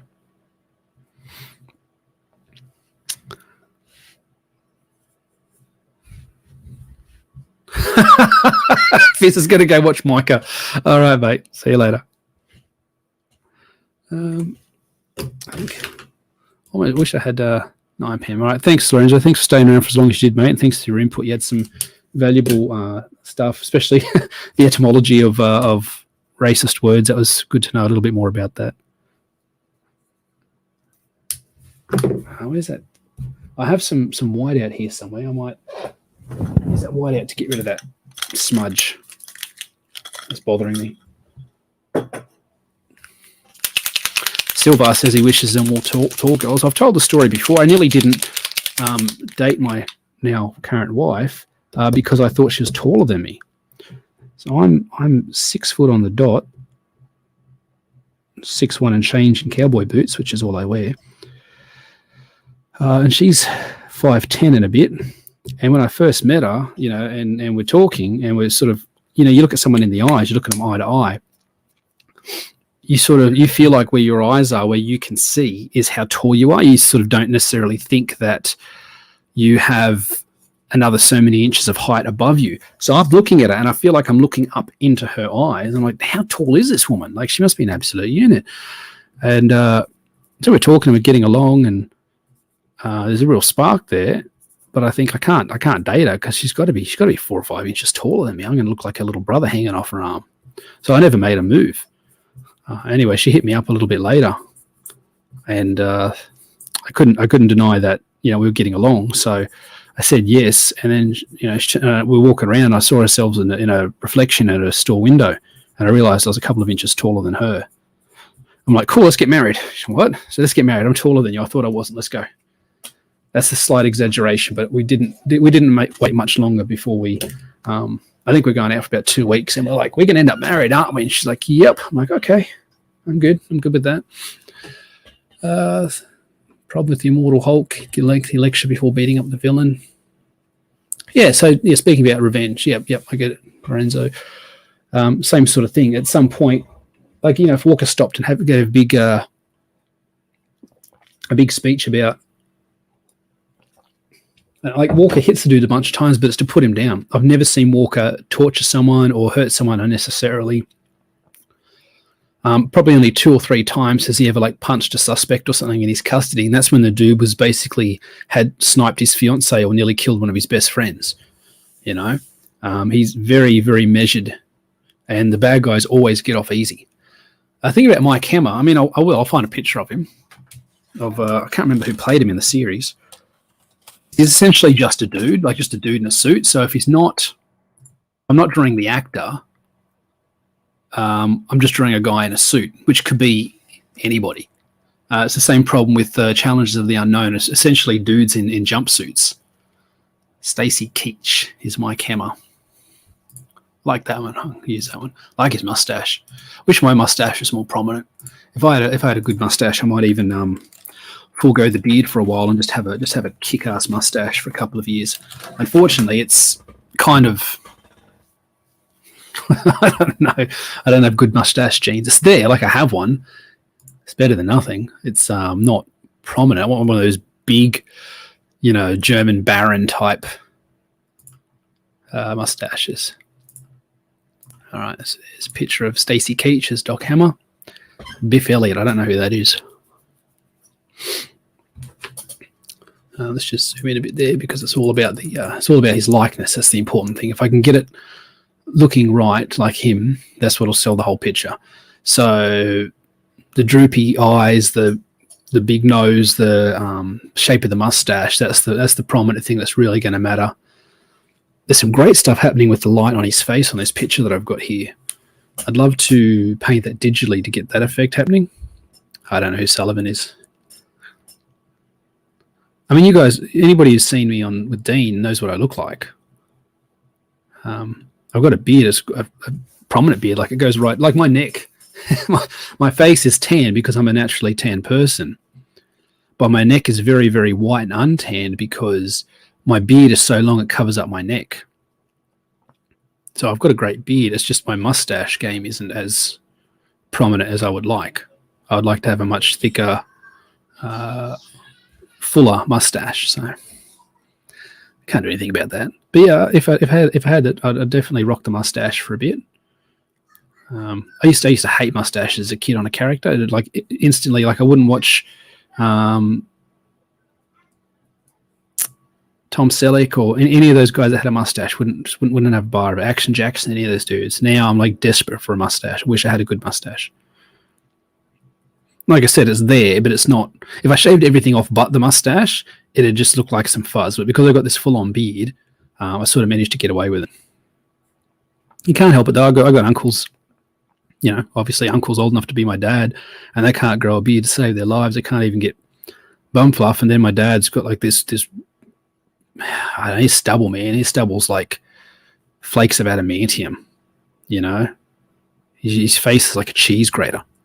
And then he shaves it all off. He's got this amazing gift, this incredible beard potential, and it grows back the next minute. It's like that bit on The Simpsons when Homer shaves and then it straight back. My dad's like that. He'll shave in the morning and then, you know, the proverbial 5 o'clock shadow.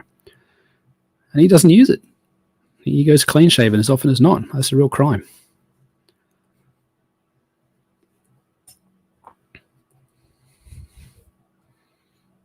Oh, old Merv Hughes, Mervy. Yeah, see, you know, classic. He's got the iconic mustache. What a legend. I was talking to my brother the other day. You know, I said we don't talk as much as we used to, but we still talk. And I was saying how everyone's like, they like Australian politicians because of things they've done or said as opposed to like their reign as a politician. Like people talk about Hawkey, Bob Hawke, old Hawkey. Oh, he could down a schooner. That's not a good qualification for being a national leader, that he's a pisshead. Like, that's not, vote for me, I can drink more than you. I want someone that's like fiscally responsible, somebody that strengthens the nation. But that's Australia for you. And we're like, people still, you talk to people my age or older about Bob Hawke. Oh yeah, Hawkey. Nah, he's a good fella. He was a good fella. He passed last year, I think, or the year before. Yeah, boy. What? All right then. Be right back, fellas.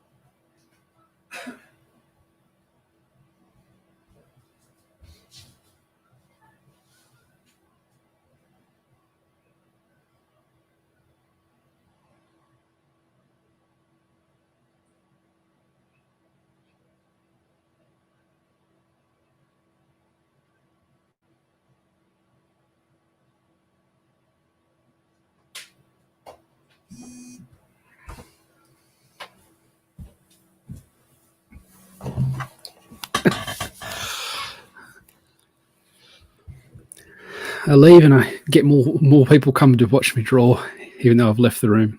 Thanks for hanging around, guys. Something I've been doing a lot lately of, and something I have to do again today, is making bread.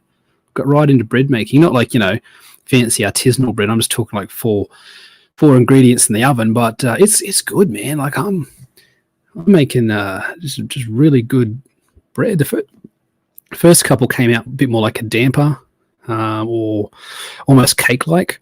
Then I switched to bread flour, and it's all happening. I'm really happy with it. So I've been stockpiling a bit of food the last couple of months. Every time I do a shop, I just chuck in a bunch of cans and flour and some rice and some dry stuff, just because, they're talking about how the truckies are going to strike and it's going to lead to food shortages and that sort of stuff. So I just wanted to make sure we're ahead of it. We've got another couple $100 worth of food stuff coming tomorrow morning. They're going to drop it off at my place and I'll chuck it in the shed. I've got some shelves and stuff set up. I've got a pretty decent sized shed, actually. It's like a little, it could be you could live there. You live in it. It's really, if things got really bad, like Walking Dead bad, I'd probably hide in the shed and make it look like the house is deserted. And, the shed's all metal, so it's harder to get into. That's cool. Doing some brewing. I was looking into making mead a while ago. Because you just need the fruit and the ingredients and the sugar, and you just chuck it all in the thing. It was the transferring it across, so every couple of weeks or every couple of months having to transfer it from one container to another. That idea slowed me down. Whereas stuff like bread making, it's just like, bam, chuck it in the oven 40 minutes later. You got to let it rise and all that as well. So I make it one day, leave it in the overnight, and then the next day I'll cook a loaf of bread, and then it's good in the fridge for a couple of days, so you can do hot bread every morning for the next week. It's really good. And I've got probably 10 kilos of flour in the shed, so we'll be good for a little while if things go bad. It's not a long-term solution. It's not a bunker. It's not. What's happened to the picture? The picture's paused. My phone died. Well, shit. How many have I done today? 1, 2, 3. I don't think it's 10. 4, 5, 6, 7, 8. I've done 8, 9. All right. So this is the last one. All right. Well, I might just. Phone's dead, and that's what I use for a camera.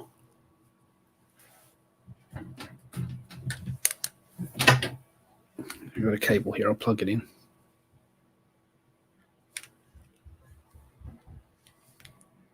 So professional. Buy some jam and honey. I've got a few things of jam. I should definitely buy some honey though, because that's immortal. It's like people are finding ancient honey and revitalizing it and stuff. It lasts forever. You can just heat it up and add some water to it and bring it back. It's cool. I got a bunch of long life milk. I don't know, like UHT, heat treated milk. Can you still churn that and turn that into butter? See you later, John. Thanks for hanging out, mate. I appreciate you hanging around for as long as you did and all the input that you had into the stream. Because if I can churn that long life milk and make butter out of it, I'm sorted. I got bread, butter, jam. I got like 20 liters of long life milk coming in getting dropped off in a minute or tomorrow. I just don't trust. You know, when the first lot of lockdowns and stuff happened, and it's the toilet paper. You know, the toilet paper shortages everywhere. 9:16 in the morning. Yeah, income. Yeah, so we're 2 hours ahead of you, mate.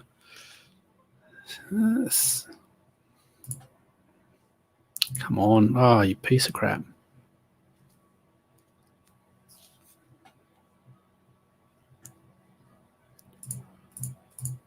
Doesn't look like the phone wants to get a bit Doesn't look like the phone wants to cooperate. So I will finish this off while I have a chat and then sign off. So unfortunately, there's not going to be anything to see, ladies and gents. Sorry about that. I've got another phone, and I'll get that charged up next time I do this. I have to get charged up for the Savo because Dean and I are going to be streaming on Comics Mate in a little bit. That'll be a full day. It's good that you got to be seen, you know. There's an element of out of sight, out of mind if you disappear. Like I've certainly sold less copies of my book while I've been away than I did while I was being seen every day, every other day on streams and stuff, you know. And my wife has just gone for it's not really a promotion. It's like if you can prove that you do these things in your job and that you're a certain skill level, your pay goes up. I don't know. There's a name for it. I can't think of what it is. So she's just finished doing that. And that was a big job. And there's a lot of paperwork and a lot of documentation. And you got to take like company names and client names of everything. So you got to blank it all out. And so I'm, you know, doing all this Photoshop and stuff and getting all these people's names and stuff off the documentation. So, so she can submit this stuff and keep people anonymous. It's just been a really big hassle. So that's been life for us for the last 2 or 3 months. And it's a significant pay rise and a jump up in a career for her. And I told her not to do it. I said, don't worry about it. We're good. We're doing all right. But she's a real go-getter. She's really motivated. So, I don't know why she married me. No, I do. I'm fantastic. I'm worth it. And so we've been doing that. And she only just put in the last thing. Today, Monday? It isn't it? She's put in the last thing this morning. So she's done. Finally, it's done. Which means that we're going to have time to just enjoy life again. Like every spare minute she had, every weekend, she'd work all day, come home from work, and then smash out this paperwork. There's just so much to it. It's mental. All for a bit more money, you know. There's also the prestige of it, and I think that's what it is for her to be recognised as competent as she is. If somebody has this accreditation sort of thing, if you're credited to this level of skill in the industry, people can't say shit because it's like winning the Olympics, you know. You got that gold medal and you won, and someone's like, "Oh, look at this dickhead, he's not even fast." You're like, "Bitch, I won a gold medal in my prime." They're like, "Oh shit, I can't say anything against that." So it's like having a gold medal in your industry, you know. Like you're just untouchable. You're top tier, top 1%. So I can see why that had some appeal for her. I'm a bit of a slacker, so I wouldn't have bothered. Anyway, my point is now that we've got that done, I'm actually finally going to have time to go back on streams and talk to people and hang out and stuff. You know, it's not going to be as full on. I've had a bunch of offers for streams in the last couple of months, and I've just had to say, look, sorry, man, I can't. I'm busy. I hate saying no because I love getting on streams and talking to people, but I just did not have the time to do that sort of thing right there. But now I will. So looking forward to getting on talking to some more people, guest starring on streams. maybe if people want to come on while I'm doing this and have a chat, I don't know if that'd end up being sort of, this is my little safe space.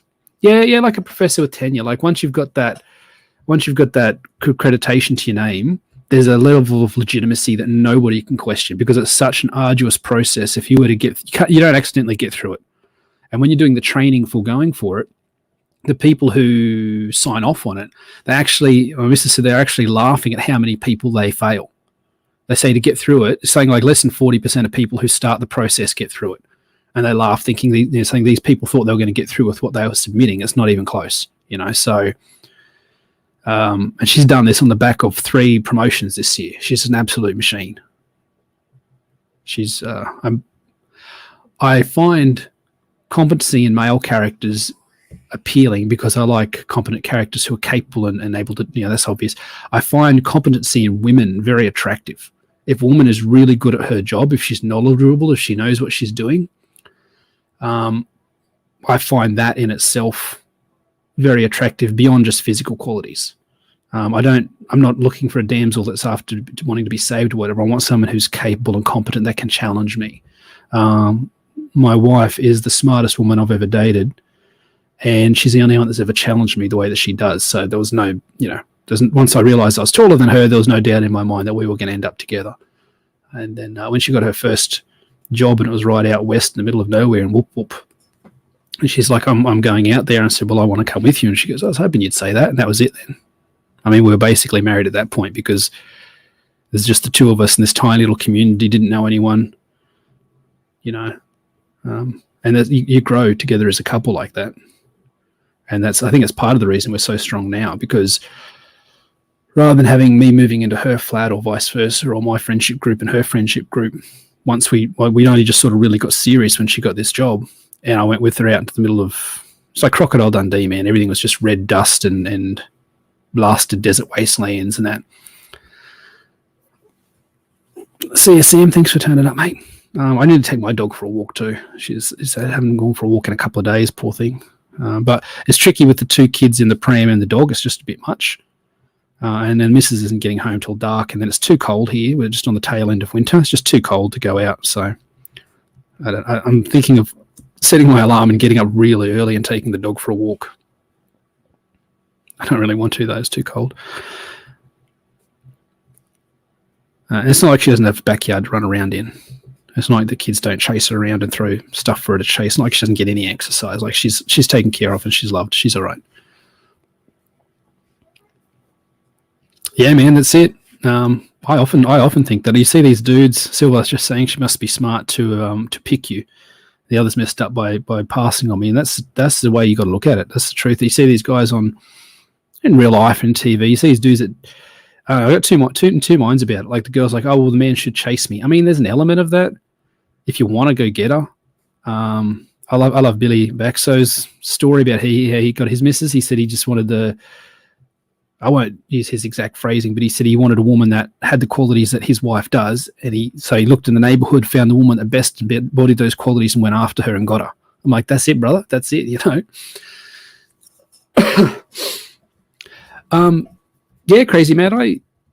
I'll booty juice the same, wife is the same way, brings the best out in me, challenge me. That's it. And my wife's a strategic thinker. So she actually outthinks me a lot of the time. I'll say, I think we should do X, Y, and Z. And well, no, better example. I think we should do A, B, and C. And she's like, if we do A, B, and C, it won't work. What we need to do is X, Y, and Z. I'm like, no, that's ridiculous. And I work my way through the alphabet all the way. And then I finally get to X, Y, and Z. I'm like, shit, she was right all along.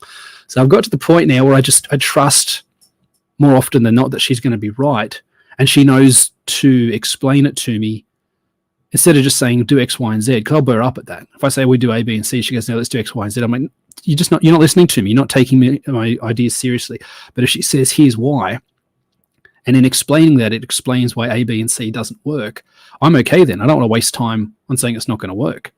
So she knows how to communicate with me. She's the joy that brings me up, and I'm the sensibility that brings her back down. Like we balance each other, like Rocky said.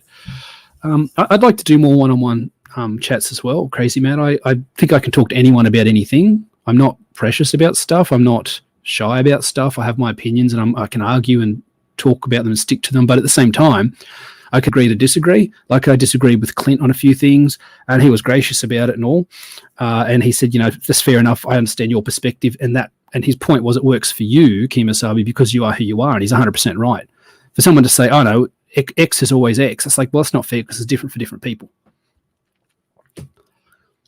But I'd like to do more one-on-one type stuff. I'd like to, in situations where I've got stuff to talk about where people want to hear me, I don't see the point in turning up. Nobody wants to hear from me, but I think it might have been B-Rose was talking about doing like a writer's type thing where he's like, have Kemosabe come on and talk about story structure and planning and how you get to that point. That is 100% my jam. I'd love to do that sort of thing.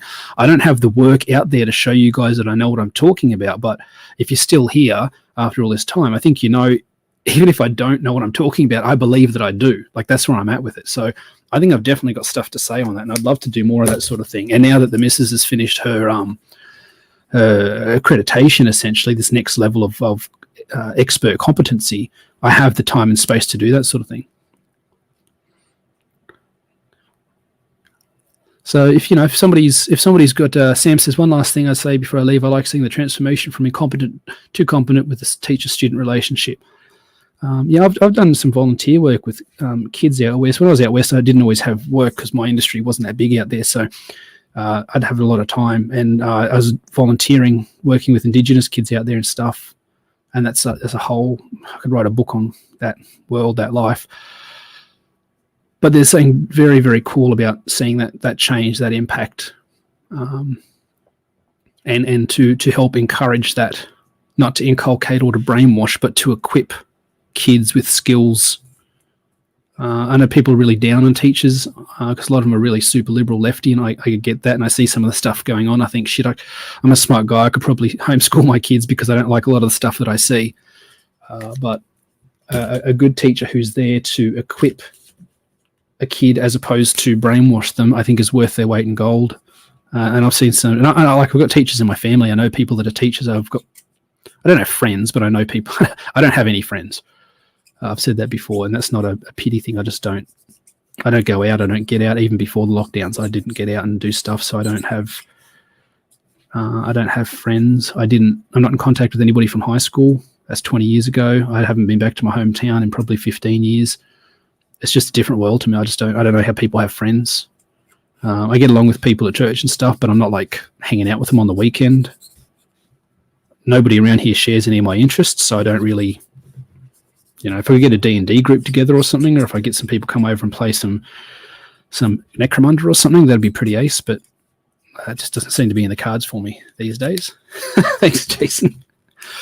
I don't know what to do about it. And then, like I said, because my brother and I aren't as getting along as well as we used to, I wish you guys could see this. My camera picture is looking really good. Because we're not getting along as well as we used to, I don't even have, he used to be like my default, if you don't have a friend, at least you got a brother. And we get along really well, but not so much anymore, not since he's had his change in perspective, which I am being deliberately vague about. Because there's we all know that this creator likes this thing and this YouTube personality likes that thing, but there is such a thing as knowing too much about someone, and there's some stuff you guys just don't need to know about me and my life. It's A, not that interesting, and not always my story to tell, B, and C, none of your business. Like the stuff about you guys I don't need to know. I've said this before, about weird people that make their sexual proclivities their identity. And I've said, you guys have been on these streams listening to me talk for hours and hours on end. You don't know what, I've said this exact phrase, you don't know what makes my dick hard. You don't know what gets me on. Like you don't need to know because it's not important to what we're doing. The people who make that prevalent putting their identity in this sort of thing, as opposed to putting their identity in something that actually matters, that's significant, that you can build upon. And if it's not a choice, then what's it matter what you're into? If you're a foot dude or a butt dude or a boob dude or a leg dude or whatever, if you can't choose it, if it's how you're born and for whatever reason, that's what gets you going. It's nothing to boast about. It's like boasting about the color of your skin. You didn't choose it, so what are you boasting about it for? I think you can be proud of your skin color, your ethnicity, who you are, the country you come from, and the culture they have. But boasting about it, melanin count in your skin seems pretty pointless to me. This mic hammer came out awesome. Who suggested mic hammer? That was aces. I'm loving this. It's one of the better ones I've done, I think. And it looks like him too. Like if you know the actor, you're like, oh shit. I'm just going to do an outline here. Shame my camera died. This is number 10, so I might have to stop it here. I want to keep going, but I know I've got to stream with Dean later on today. I haven't actually had any breakfast, so I better go have something to eat. Keep my strength up.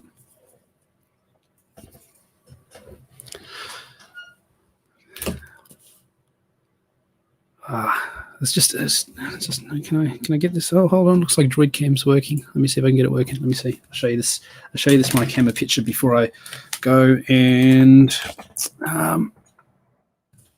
let's see if I can do this again tomorrow. If I can do another stream, because the missus is working from home tomorrow, which means that she's on Zoom and talking to clients and other people and stuff. So it's like, I think the back of the upside down. Let me just do the rotate. There we go. Yeah, pretty happy with that. Oh, maybe there is, Jason. Maybe you're the last one here. Maybe everybody else has taken off.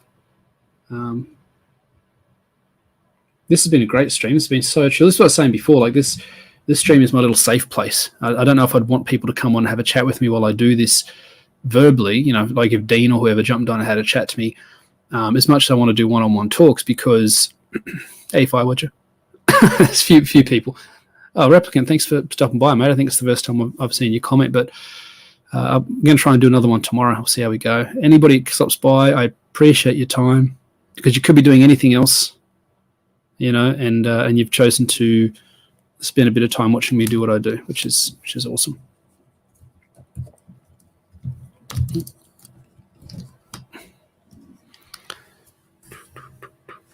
fix that on. Yeah. All right. I'm going to go because that's 10 cards. I'll sign this one off.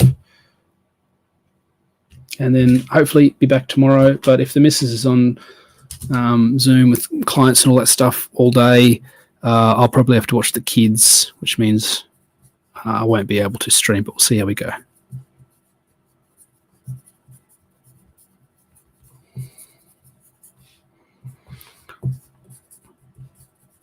Hold Mike Hammer. Where somebody criticised the Mike Hammer books because they said that he got too much pussy. He said every woman always wants to sleep with him. I'm like, that sounds like a dub to me, man. I don't know how you're complaining about that. I actually had to in my story with my private detective, 300,000 word story that I've written. I actually had to sort of dial it back. Same sort of thing. He was getting too much pussy, and I had to be like, if he bangs like, just say there's 5 women of prominence in the story. If he bangs all 5 of them, he just becomes this total pussy hound, and that's who he is. So I had to dial it back. I said, okay, let's let him bang that chick in the next book or the book afterwards. I mean, there's plenty of women hanging around, sniffing around that want a bit. He's just got to learn to pace himself. But he gets to smash a couple of times in the book, which is good. It's definitely a bit of live vicariously for me. I've always behaved myself. I've only had not even half a dozen relationships. You can count the amount of relationships I've had on one hand. But they've all been long-term relationships. And I don't do in between stuff, and I don't do one night stands or anything like that, or friends with benefits. Like, that's beyond my generation. That was never a thing. So, maybe there's a bit of live vicariously for me, living through Moses, getting out and getting into fights and getting to smash and getting to have his drink and smoke on, because that's not something that I do. And I think that's all right. That's a bit of fuel for the fire, isn't it? It gets you thinking, if I was this cool, big, capable dude with no worries, who always wins the fights and always gets the girl and always comes out ahead, what would I do?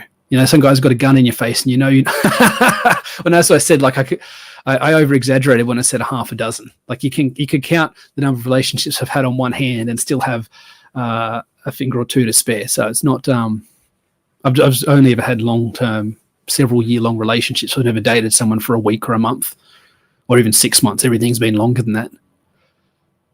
This got weirdly introspective. All right, guys, I love you. Thanks for stopping by. Hope to do this again tomorrow. Catch me on Comics Mate in a couple of hours. It's 11:30 now. I think we sort of go from 2 to 3 or 1 to 3, depending on how much cringe Dean has managed to assemble. Inigo Montoya, you killed my father. That's still a powerful scene, man. I've seen that scene so many times, and I think it's the most powerful scene in the whole movie. When he says, give me this, give me that. It's strong. It's strong because they've spent the whole time building up to it. He's got the best character arc in the whole show. I'd say maybe the only character arc in the whole show, because the princess, she doesn't change too much, and neither does Dread Pirate Roberts change too much. But Inigo Montoya, he fulfills his destiny. All right, I'm out, boys. See you later, Firewatcher. See you later, Silver. Thanks for stopping by, Jason. Love you guys, and I'll talk to you this time tomorrow. See ya. Bye.